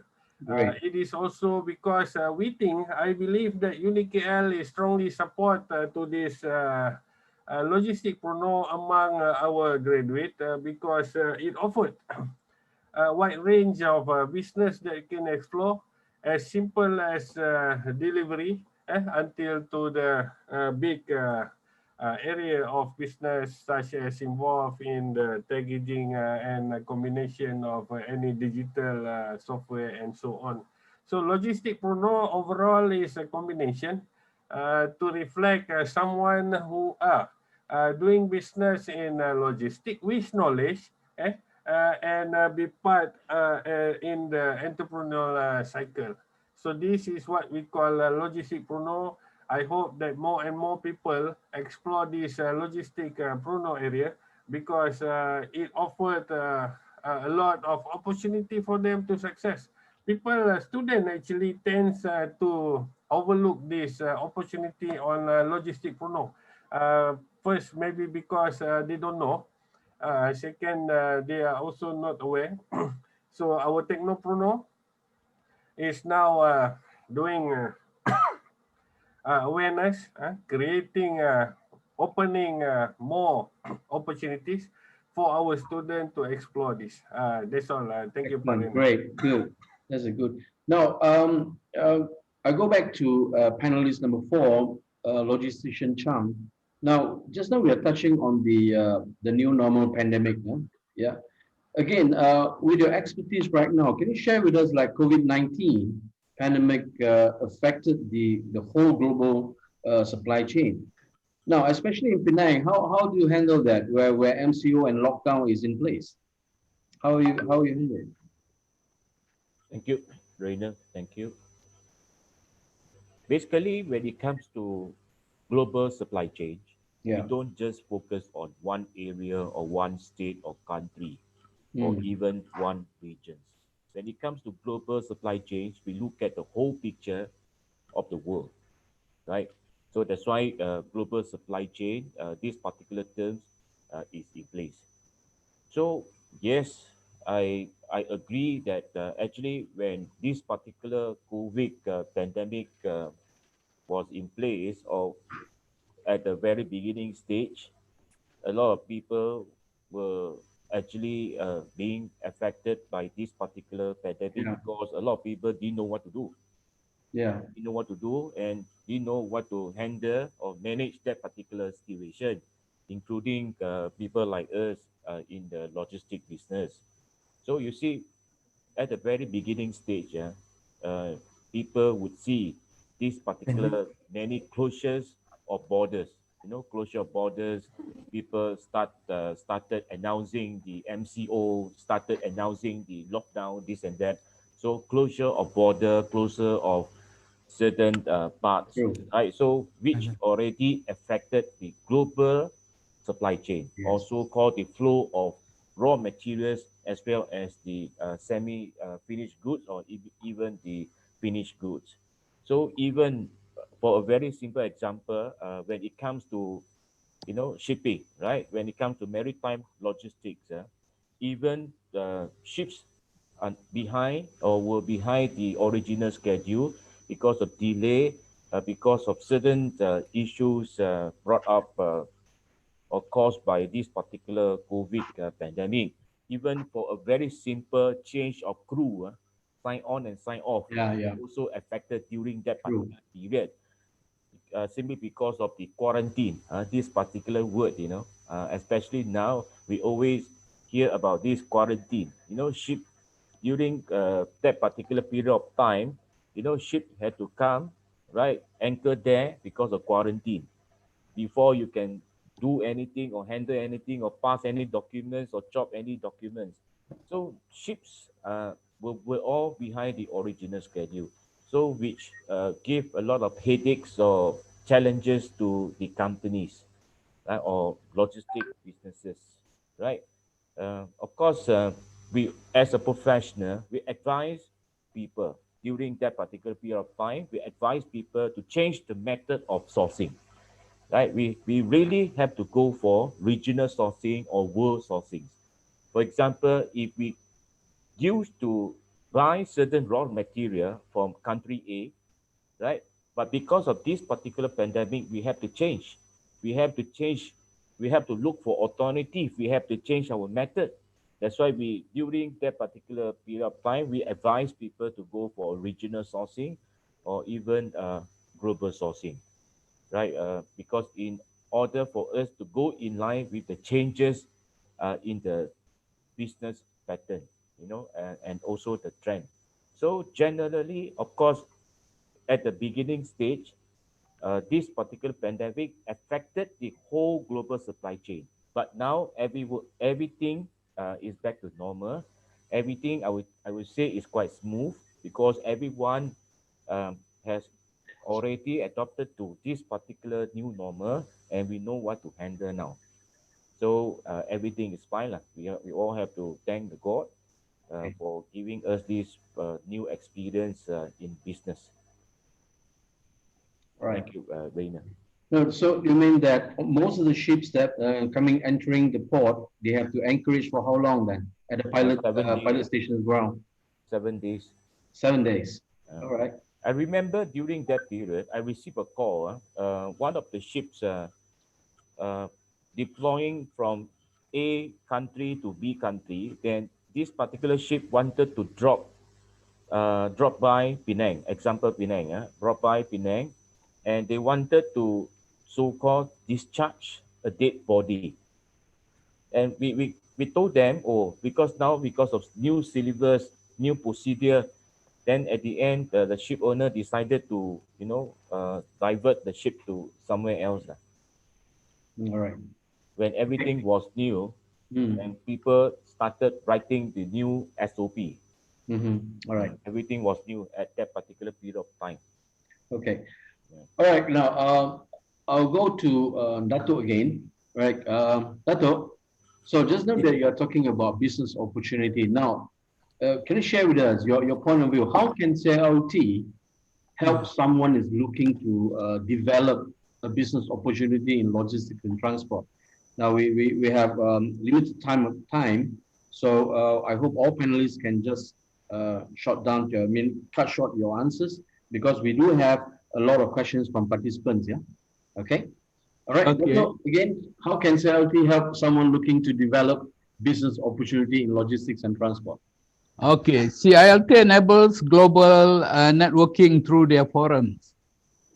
One is we have next generation. This is specially designed for the young people, the undergraduates and the graduates. And then we have WILAT, Women in Logistics and Transport. And the other one is the letter that we created for CLT International is the International Business Forum. Now, International Business Forum is to provide a world-class platform to corporate members of CLT and even entrepreneurs who are CLT members all over the world to the network to interact and engage with each other, especially in cross-border trades, in furtherance to the development and growth of CLT family globally. WILAT has a global program called CAF for young executives and managers to learn skills and managing and leading the company. I saw one of the what you call question by the student just now. It says, we logistic graduates are only asked to be what you call customer service, doing customer service. No wonder nobody is excited about. Now, I know you have been working so hard in the university from wherever university you are, but then if you join Women Logistics and Transport, we have a global program called CAR for young executive managers to learn skill of managing, leading the company. CAR means career and life formula to nurture young talents, develop their capacity, prepare to excel and advance, learn and secret formula to success. So you just tepuk dada, tanya selera. Who you want it to be or you just want to remain as a customer service? Tak dapat then nolong. No, I cannot help you. Okay. Now, CLT give new entrance to the profession, the professional qualification, the professional membership to join the profession and build the knowledge base. The good thing about CLT, I'm not trying to sell CLT. The good thing about CLT is, pardon me of saying this, even you came from the best university in Malaysia, the moment you step your foot in Thailand, your degree is not recognized. But if you have a CLT certificate, you are recognized all over the world. So some people are asking me, are you being recognized in what they call Vietnam or Cambodia? I said, sure. Who is going to recognize? TOL, TOLL, DHL. Like in Indonesia ada DHL-nya Pak. Jadi kalau ada nih CLT punya certificate tu, bisa. Yeah. So bukan saja di Indonesia, di Myanmar, di mana saja. Mungkin kerajaan ataupun pemerintah belum lagi, tetapi Indonesia has got the CLT there. Okay? Ada. And it was initiated by DHL people. Now, let me go to my answer because TS kata we don't have time. We don't have time. Never mind. Now, but what is important is it is important that intern program. Tu yang I duk cakap dengan kita punya Director of Teknoputra ni. You must have the intern program to be part of the process. And every logistic and transport undergraduate should undergo entrepreneurship course. Tu yang dia kata, oh ada somebody in front here. Tu yang kata yang apa nama, logisticpreneur. Entrepreneur ni. Entrepreneurship is important because we want to get them ready not to work. We want to get them ready to be usahawan. Yeah. So okay. Now, CLT enables someone to meet others, share ideas, access skills necessary for their business. We want to adopt culture and language that need to be understood to share knowledge and best practices. So these are, things that help for members who are trying to find new market and new partners. Our extensive network, together we can help others and ourselves. That will itself offer opportunities for members to engage with trustworthy members around the world. today, with all this accessibility by technology, sometimes we do not know whether the same person is talking, because we do not know. He will say, I'm the best fellow in the world and all that. But, at the end of the day, you get duped and cheated. Yeah. But if you are the member of the Chartered Institute of Logistics Transport, then we know that you are genuine in doing your job. So, Mr. Arena, I Yes. think I stop there, because I know Sure. you have another question to answer to. Thank Thank you. you. Thank you. I hope that answers to Mira's questions, about customer service. Yeah. All right, Dr. Chris. Now, how is the strategy? How is the strategy that your Ministry of Indonesia to improve logistic efficiency and infrastructures? What is the strategy that the ministry do? Yeah, I think it's very, very excellent question. This is uh, our hope. Yeah, Yeah. we want to how to decrease or how to make the efficiency of logistic. First of all, we try to build the infrastructure. This is, I think, very, very important for us. That we try to the infrastructure is not only port, yeah, but also the system. Yeah. Okay. Port and also system. And then after that, we try to make the cooperation between government and also the business, the industry, and then the port corporation, yeah, and then the stakeholders of port itself. This is especially in logistic in sea transport. We also try to make like how to the transportation. Yeah. Before we only use land transport. Yeah. We might make to multimodal. Yeah. For example, for the Indonesian Railways, we have subsidiary named Kalog. This is KA Logistik, yeah, atau Railways Logistic. They do specialists for the transportation for the multimodal. So they put the logistic from the industry, bring with the cars, with the truck to the station. And then from the station, bring by the railways corporation to another station. And then car logistic also transfer from the end of station to the market, to the port. And so the people who has the logistic, they only dealing with one corporation. Yeah. This is we call multimodal. Okay. So it is easier for the industry to transport many goods for freight, because they do not need to dealing with many for example with trucking, with railways, with a port, and then with EMKL, etc. That's our concern. Thank All you, right. Renner. Now, referring to the question box, there's another question from Indonesia, actually. All right, from Indonesia is from Associate Professor Tunku Sharul Riza from Mandala International Education Institute, Jakarta. He mentioned that there are one statement from the former economic minister, yeah, from Indonesia, Prof. Also a prof from Economic Faculty University of Indonesia. He said now ASEAN countries' logistics policy still create base of logistics by evidence and space. But now with high technology must be new paradigm to digital economic way. Now, what is your opinion about it? What is your Yeah, opinion? I do agree. Yeah, with Yeah. what the participant said, that technology is must. Yeah, so that's when we try to create enough net for Ministry of Transport, so that all the ship will go to that system for scaling, and then when they Mhm. will go and when they will come, what they bring for the ship itself, and that freight or that good is belong to whom and will deliver to whom. It's all around in a portnet. This is for Indonesian, especially in sea transport for Indonesia.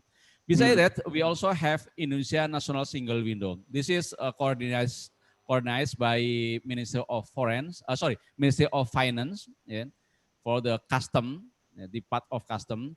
So every people who want to like import or export, they only go to the Indonesia National Single Window.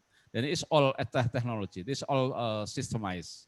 So if we have those one, so I agree and I trust that for next the efficiency will be higher. Thank you. All right, thank you. Okay, now, Prof.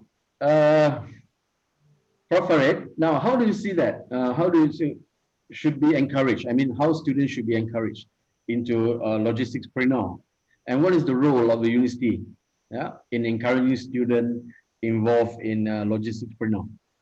What Okay, is your Prof. idea? And I Okay. have another question from the students as well. Yeah. Yeah. Basically, this the challenge to university, I believe, is equally tough as Stop. to produce this entrepreneur. So in UniKL, for example, our director Haji Nasir developing, not even developing, we screening our student from the day one they join our registration day. Yeah. At that level, we give them a sort of questionnaire to test their and to measure which direction, what is their interest, are they fond of doing business and so on. So from this group, we will identify, and then there will be a lot of courses, training session, exposure similar to this webinar, for example, is a good exposure to students. So student must first, it involves two parties. When we talk about university role, it could be the syllabus itself, the teaching method, and also how the university look at this angle in developing student post graduation. Almost all university right now is competing and also claim that they produce entrepreneur. But entrepreneur alone is too big. Yeah. We in True. UniKL, our vision mission is to produce someone who become employer. So logistic is part, or at least another area that we can explore. Give our student as much as possible the knowledge, the awareness, the opportunity, so that they can digest and then build up their strength before they decide to enter this entrepreneurship. People know that being a businessman, entering this entrepreneurship is not easy. There are a lot of challenges. People know entrepreneurs because they are success. Not many people know those who have failed, those who have been face difficulties before they finally become rich, before they become popular. So this is also very important. Becoming an entrepreneur is not just to become rich. It is also about the student who are willing to take the risk. To take the risk. Jack Ma, for example, claimed that this every time failure, it is a knowledge. Every time failure, it is an opportunity for the entrepreneur to learn, make a revision, and then come back.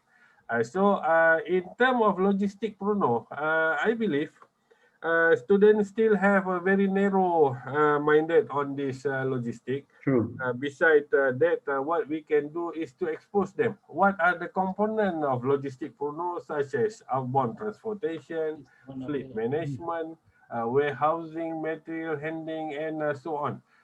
If only we can continue with this session webinar, to expose one by one, call the industrial expert, call the successful people to share their knowledge. It can inspire the student to at least to be one, because their hurdle is also maybe perhaps parents also have less knowledge on this logistic. So the support from parent family members is important. For us at UniKL, we always have Mara that to support those young entrepreneurs who intend with a solid business proposal to have a small grant for them to start up. So I believe this is two both role apa ni need to play a role, the student itself and also this university. A university need to be ready, not just classroom learning, True. but Yeah. also this kind of method, visiting, calling, like what we have done now is very good. So I hope that this is the beginning, and 2021 and moving forward, we will have more exposure on this logisticpreneur. All right. Thanks, Prof. Thank you so much. All right, now I have the last third questions for Major Logistician Chang. Now, based on your specializations, yeah, knowing well problems can be turned into opportunities, right, in business. So, what are the prevailing issues in logistics which require immediate attentions? And also, after you answer this, then I have another questions from the students. Yeah, there are two students asking about opportunity in business. Hopefully later you'll share with us with your opinion. Yeah. So now, can you share with us? Yep. Thank you, Raider. Yeah. Everyone is aware now that we all are in a new normal, right? So new normal means to us as a practitioner or professional in business or whatever, nothing is impossible now, right? Nothing Nothing is. is impossible Oh, okay. because you see, negotiation those days, we all had to go to customer, see customer. If overseas, we all have to travel to overseas, right? Used to be. Right now, because of the new normal, we all had that has been adopted or whatever, right? So we can even negotiate the business through internet, right? New normal. So negotiation Online. can be done through our internet or computer. So that's why I said um, uh, nothing is impossible, right? So what are the problems now? Of course, today we have some issues as well, but to me, those are good problems. As part of the business, I would say those are good problems. You see, number one, our problem is we do not have sufficient space, right? Sufficient space means insufficient space means we have more demand than the supply, right? Even like, for example, in our case, we have put in or uh, brought in additional vessels, but those vessels are full as well. Even were booked before the arrival of the ships. So number one, we have the space problem, and number two, we have container inventory issue because again, uh, demand is more than supply. And of course, many people are now fighting for the equipment, fighting for the container inventory because really the market is facing the shortage. And the third one, but a serious one, is the increase of the freight rate. How many percent increase? I got a shock as well when I was told about this particular percentage of the increase. It's now about 200 to 450% increase. No joke, 200 to 450% increase when it comes to ocean freight, especially, and this is in US dollar. Is in US dollar. But if you ask me as a practitioner, whether those shipping companies making tons of money, I don't think so as well. Because if you ask me, when it comes to ship, right? how to operate the ship. Number one, we have the port cost, we have the crew to pay, and don't forget the charter hire. And charter hire is not cheap as well. For example, uh, for 8,000 capacity TU, 8,000 TU capacity ships, right? How much we have to pay? It's all about 100,000 US dollar per day. True. It's not cheap as well. So nothing, I would Dia say, punya, is dia punya. definite, right? Today, we see the freight has increased by 200 to 450%, but it doesn't mean shipping company are making tons of money, right? But because we have certain costs behind, and of course, no one asked when shipping lines were suffering from the losses in the past many years through many reports, right? Simply because of the charter hire. Charter hire is no joke. If you ask me, charter Yeah. hire is counted on a daily basis, and we all have to pay upfront for 3 months. It's no joke. And also the bunker. That's why I said the operating cost, and we have the crew, right? And of course, today we have the charter hire. And today, I would say the business method has changed. Business method has changed. We are very much go towards the globalization, very much global approach than the local penetration, right? We used to go out, right, to see customer face to face, shake hand, go for a small meal, go for a coffee session, this and that. But today, of course, we continue doing that. But at the same time, global approach is very much important because we have a lot of global tender, the RFQ, request for proposal, request for quotation, this and that. And many MNC, multinational companies, are working on the global approach, and they would like the centralized party, right, the so-called controlling party, to select and decide who to use, right? So the business pattern has changed as well. All But to right. us, those are new challenges and those are good problems. All right. There's one questions from Miss Izatu Hazwani. And she's one of my alumni, UniKL, my tech students. Also one of my students now. She reached 3 years working in the industry. Now she posted the question here. She said that she mentioned that she feel that there's still a huge barrier, yeah, huge barrier for group H in industry between the experienced logisticians, you, and young logisticians. To them, as young logisticians, experienced people may have experience, but if the individual never increase their knowledge, and value-added youngsters can leave them behind, right? So now, sometimes they also feel that the challenge with them are more and more because a younger batch of logisticians have came out to the industry field, and their passionate of changing the world is not there because the experienced people has really not allowing them to do so. So what do you think? How are you going to answer it as a professional? Can you advise them as young logisticians how to break through these kind of situations?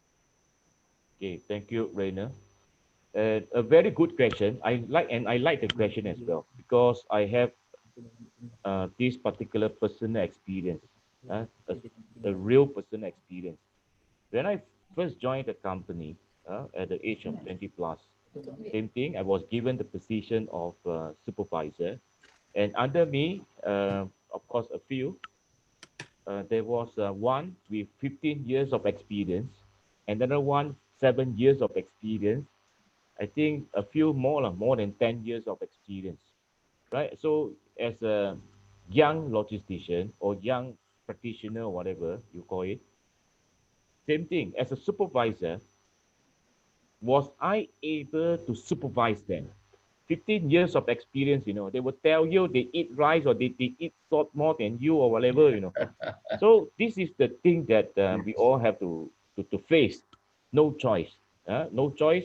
And of course, based on this particular statement is, we must look at our soft skills. Apart from the art and science, we look at our soft skills, your communications. How do we make ourselves be in line with the team? For sure, we cannot deny or we cannot do away with this kind of the situation, because we all must accept that they are senior and they are junior, and we cannot change this particular situation True. or scenario. We must accept. Don't tell me we cannot change them, we change ourselves, something like that, right? So we all have to improve, and please go to them and be close to them, like what we all learn a word in logistic and transport: conformity. Remember, Rainer? Yeah. Conform. How do we Yeah. conform? Yes. Right? They like to eat rice, we go and eat rice. Right? They like coffee, we go and drink coffee with them. This is conformity. In logistic and transport, I would say everything is all about personal touch. Right? True. How are we going to exercise the personal touch? Ensure that we are with them. You cannot change them, but we change ourselves. Yeah. Correct? We cannot Or change them, but join we change them. ourselves. Or Ah, join them. correct. If we cannot change them, join them. Yeah, correct. Very easy. No Yeah. choice. We cannot change these All two. right. Questions from students again. All right. Dato and also Dr. Chris, Yeah. how do you see the outlook of the logistics industry for Q1 and Q2 for next year, 2021? Dato? Okay, just a short one. Yeah. Overall, we are still looking at, we are quite skeptical about what is happening, Exactly. although the vaccine come. But if you are talking about cargo, supply chain, that is huge, as T.S. Chang was saying. For passengers, especially the airlines, even the train, even they call it what, sea liners and all that, Yes. still very what do you call, bleak, the due to the what do you call, the pandemic and all that. Well, they are trying to do their best by having a bubble kind of, green bubble kind of, to and fro or origin destination kind of thing, like what Singapore is trying to do with Hong Kong. Mm-hmm. Yeah, it can happen. Even hospitality, for that matter. I know for the fact that a friend was quite happy when he managed to get, at least domestic people traveling to places like Melaka, like in Terengganu or in the East Coast, or Sabah or Sarawak, within the confine of Malaysia. But unfortunately, the spike on the third wave coming, and just about 2 days ago, he says, no, Dato, no, I have to stay at home, very difficult. So when you talk about moving people, that's a problem. Not only you move people, where do that people want to go? Yes. And that is more important. Is Disneyland in Tokyo is open for all these people, where the pandemic is just huge. I spoke to hotel. They were quite happy during June, July, where the pandemic is going down. It lowered, it mellows the curve. They were quite happy. But so I said, wow, okay, thanks God, the business coming. Say that too. It is not about people coming, taking 1 or 2 days, check in, check out. What we want is, we want to open our ballroom for wedding function, for exhibition, and that is where the money is. Yes. So now what I'm trying to say in short, for moving, I think it's still bleak. But for what you call, for cargo, it's okay. I think for the young entrepreneurs, I think why not we challenge the government, let us handle the distribution of the vaccine. Then we use all the technology that we have, that you learn from Haji Nasir and all that, and then we challenge the government, let them handle it. Why not? Yeah. Technology. Yeah. I mean, now people are now scratching their head how to what do you call, move the vaccine. And off the record, I heard there's a country, there's a state in our country doesn't even have a dry ice. So I mean, that's if somebody asks me, I said no, I didn't say it. Okay, he may look like me, but it's not me. Okay, thank you. All right. Situations in Indonesia. Very difficult to say, you know, what is going to happen for the next few months or few more days, you know, to go. Yeah. Yeah, Dr. Chris, what about Indonesia? Yeah. In our mind, logistic sector in 2021. Yeah. 2021. Yes. I think expected to continue to grow. To grow. Yeah. Okay. Yeah. Why? Because in 2020, the logistics sector that we divided into two main subsector, transportation and warehousing. Both are increased. Yeah.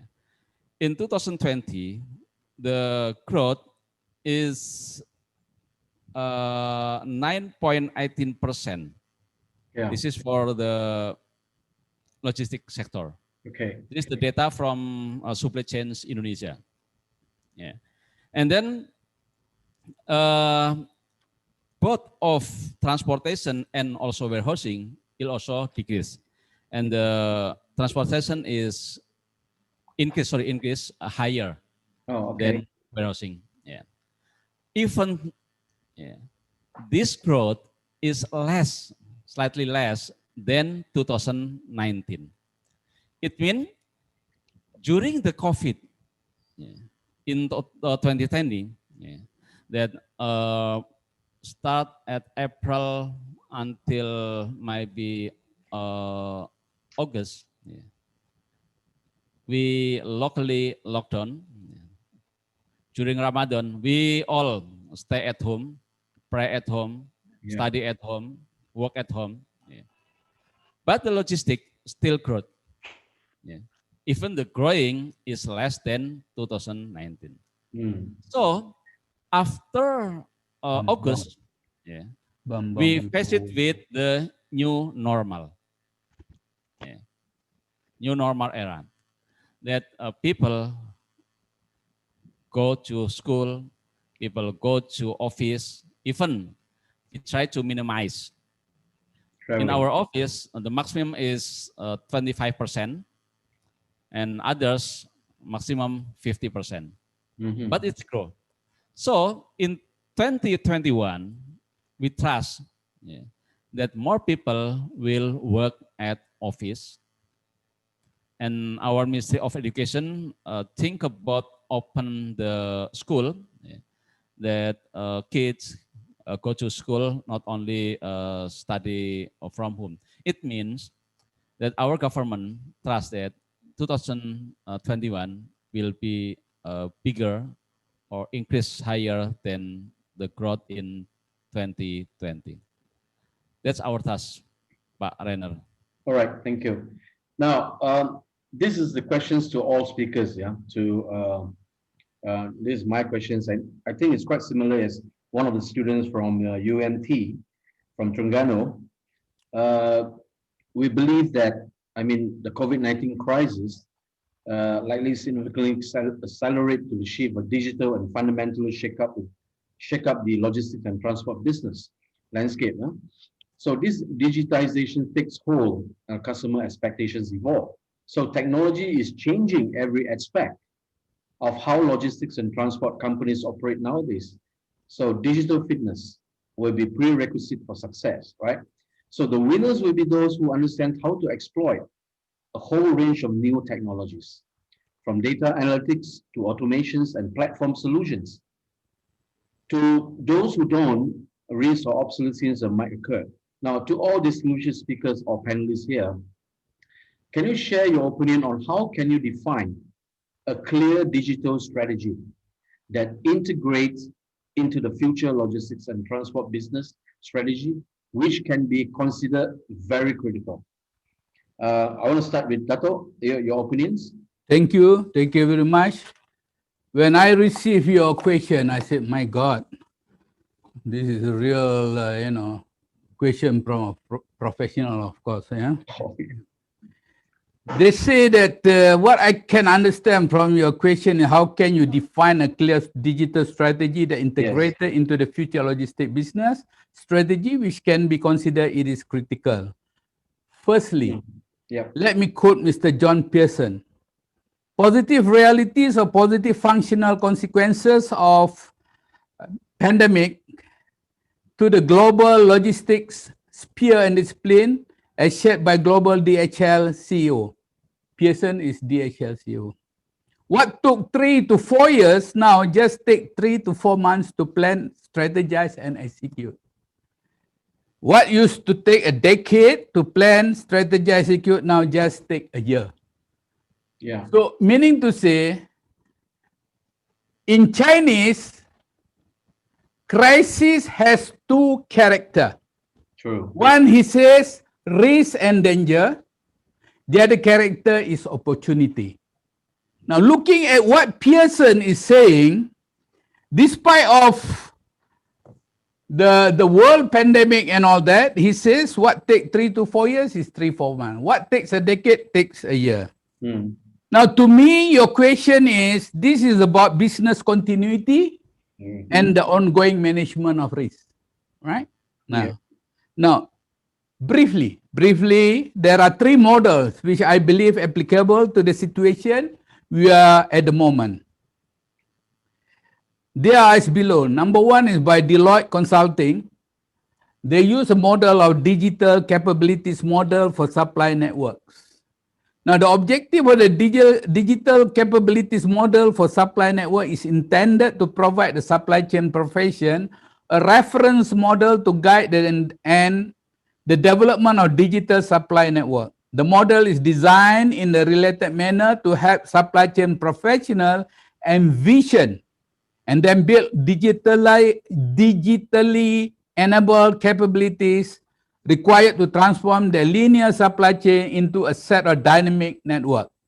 2019 marked the start of a multi-year journey to develop, pilot, and evolve the model based on feedback from ASCM members worldwide.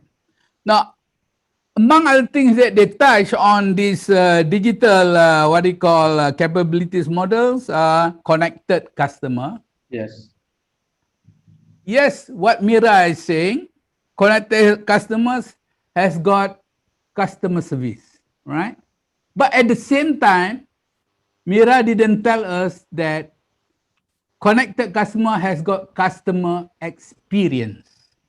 And managing customer experience is far more important than being a mere customer service.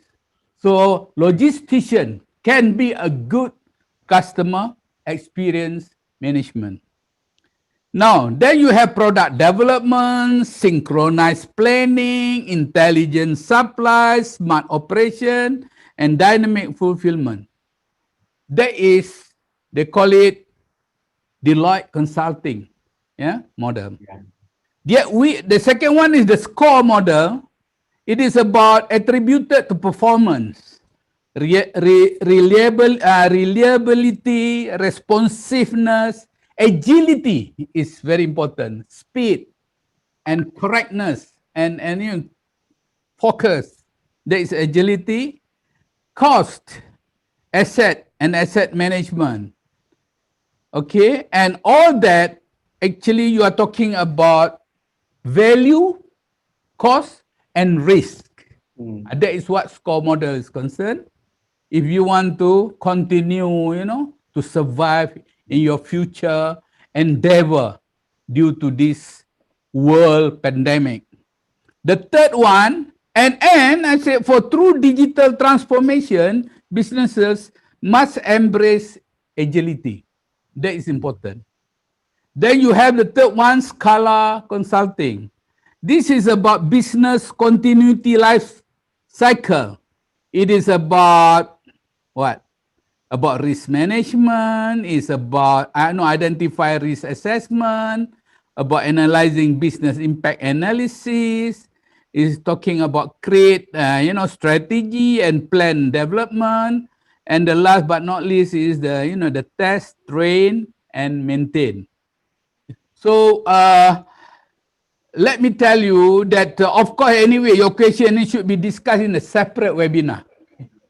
You know, because you know, every point that I said is another. Every time is another 1 hour. You know, so maybe this is a good idea for you to have another seminar. Suffice enough for me to go through. You know, on the surface. On the surface. But before I say thank you. Before I just want to respond to the lady. Maybe about your feeling about logistics. You know, your feeling about logistics, the value of logistics, as you say. I just want to give 4 figures only. 2017, at November 11, Alibaba ranked 25 billion. 2018, 30 billion. 2019, 38 billion for a day of 11/11. And 2020 is 74 billion. Now I want to ask her, is this an engineering company? Or is this a management company? Or is this a logistic company? If it is a logistic company, that are all the value of us, okay, in logistics.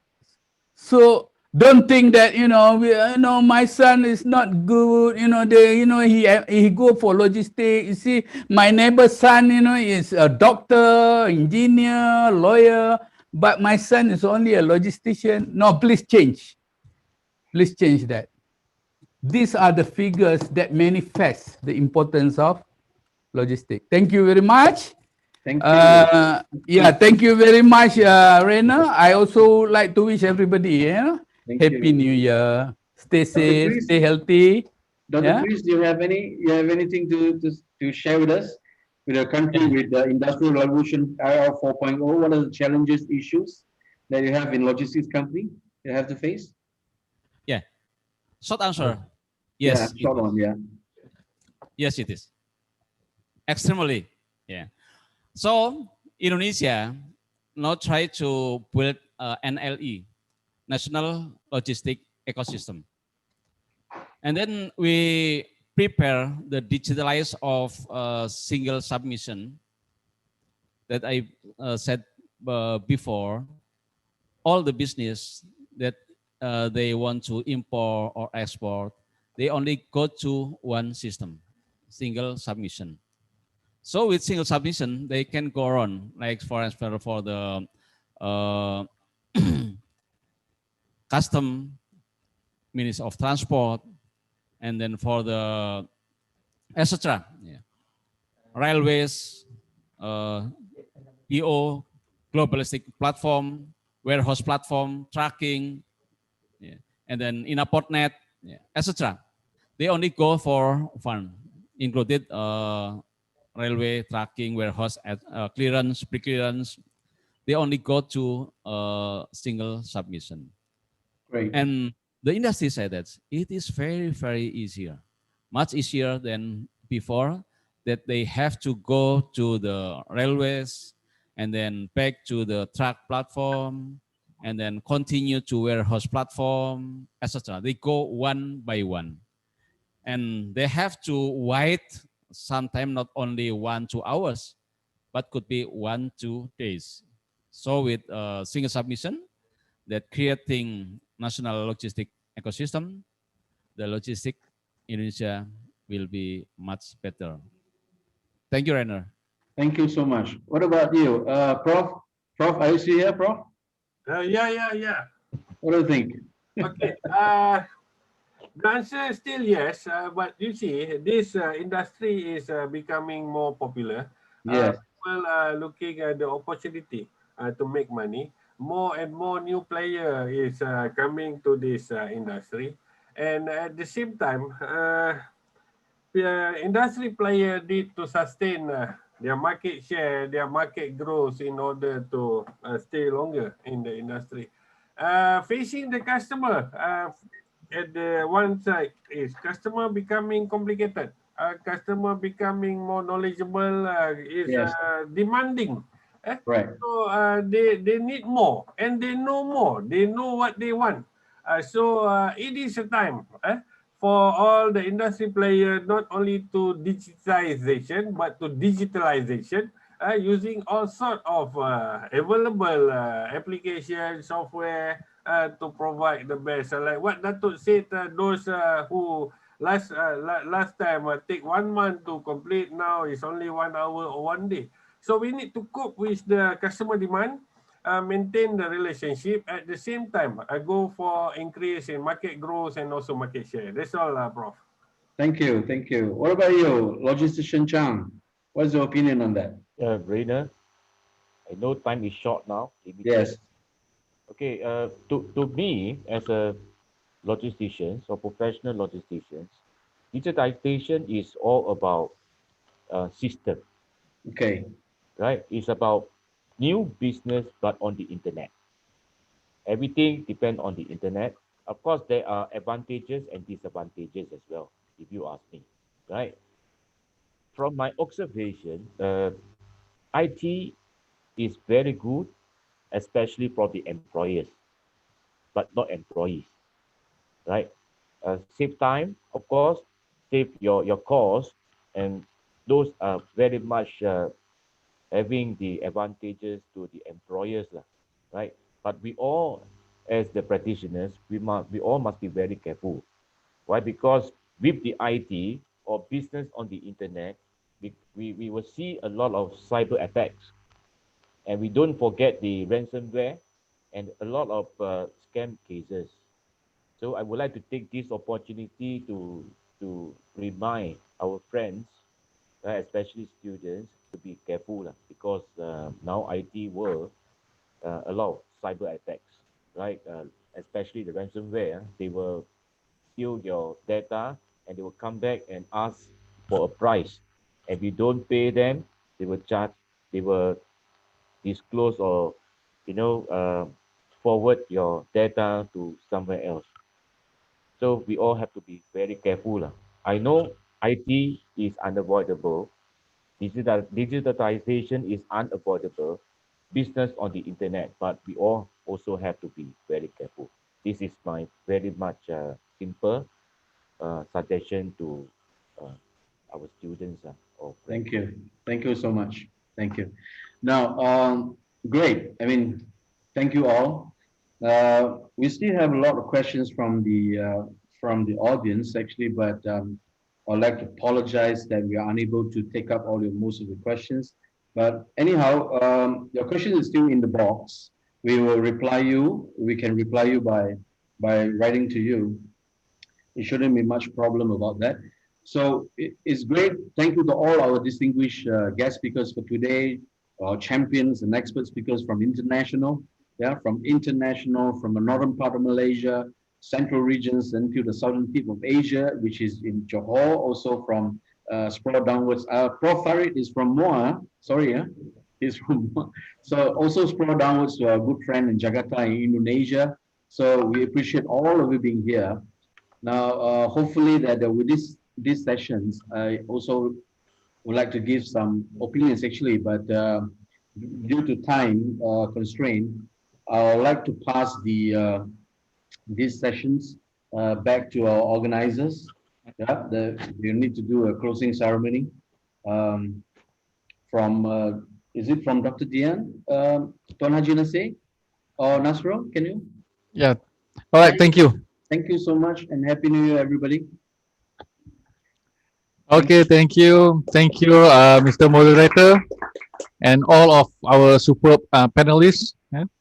Dan terima kasih juga pada para peserta webinar yang tekun mendengar dengan setia sehingga akhir. Tahniah. Before we end our session, let us make way for a closing speech by our beautiful Dr. Dian Wicaksi. She is the Dean of Faculty of Economics and Business UPNVJ.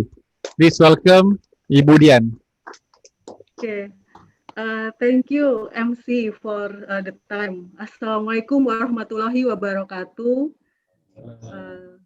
Yang berbahagia TS Tuan Haji Muhammad Nasir, Director Teknik Putra Division University Kuala Lumpur. Yang saya hormati Ibu Dr. Ena Hernawati, Rektor UPNVJ. Yang berbahagia T.S. Rainer Tan Winsing, Senior Lecturer, University Kuala Lumpur, and the excellent, wonderful panel speakers today. Yang berbahagia Dato' T.S. Abdul Razak Abdul Malik, and then Bapak Kris Kuntadi yang saya hormati, and then yang berbahagia Associate Professor Muhammad Farid, dan yang berbahagia Major T.S. Cah Kahlon. Also, all UniKL and UPNVJ team member yang berbahagia, all UniKL and UPNVJ students, lecturer, and also all the participants. I would like to ask everybody here to big applause, for our discussion today. Thank you. I think the discussion is very interesting until we are not realize that it's been almost 3 hours. We are enjoying the webinar. The presentation of all the speakers this afternoon was remarkable. Thank you, T.S. Dato' Abdul Razak, Bapak Kris Kuntadi, Profesor Farid, Major T.S. Chang Kahlun, for the excellent sharing and new insights.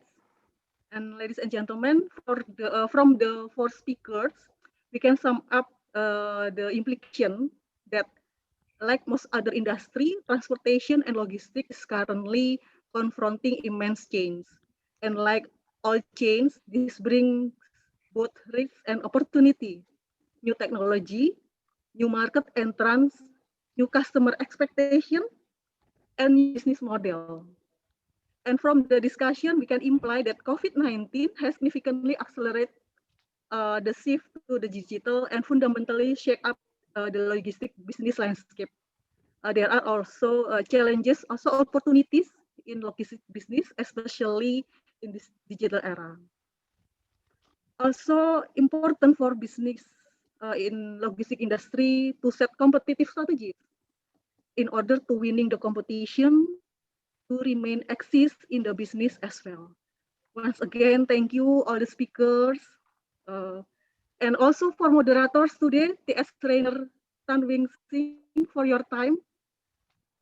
Finally, ladies and gentlemen, today's webinar is the last session in joint international webinar series of 2020 held by UniKL and UPNVJ. So, me as a Dean of Economics and Business Faculty UPNVJ, also as behalf of Ibu Rektor and UPNVJ's big family, would like to say high appreciation and thank you to our beloved partner, UniKL and Teknoputra, for this 1 year full of impression.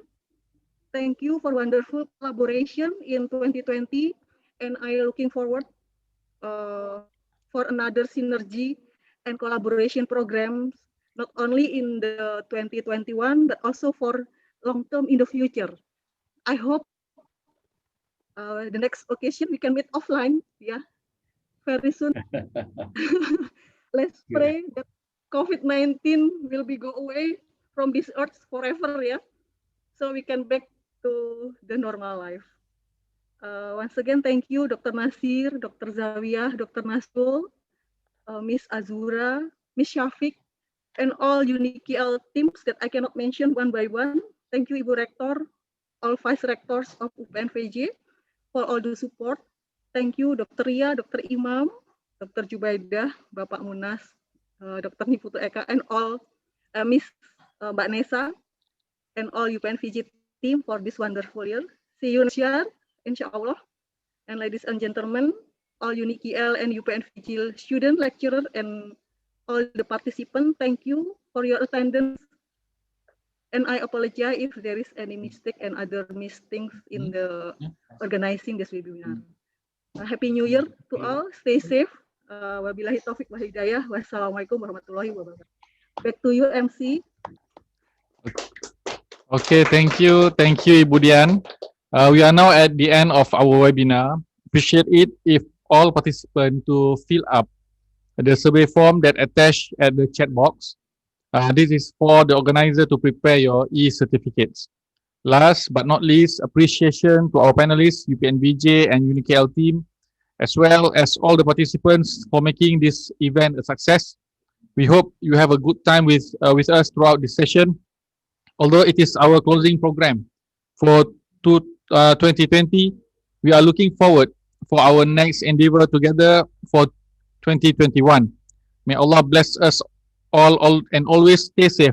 And Happy New Year 2021. Thank you, everyone. And right now, we want to wish all of you Happy New Year. Assalamualaikum and thank you. Happy New Year. Waalaikumsalam. Thank you. Okay, bye-bye. Terima kasih Pak Kris. Bye. Bye, everyone. Thank you. Thank you, Chang. Thank you. Thank you to all. Thank you. Dari Jakarta ya. Very soon. Thank you. Thank you. Thank you, Ibu. Stay safe, stay healthy. Tuan Bapak Kris. Okay. Thank you, Bapak Kris. Ini mana kena pergi? Wajib. Wajib. Hello.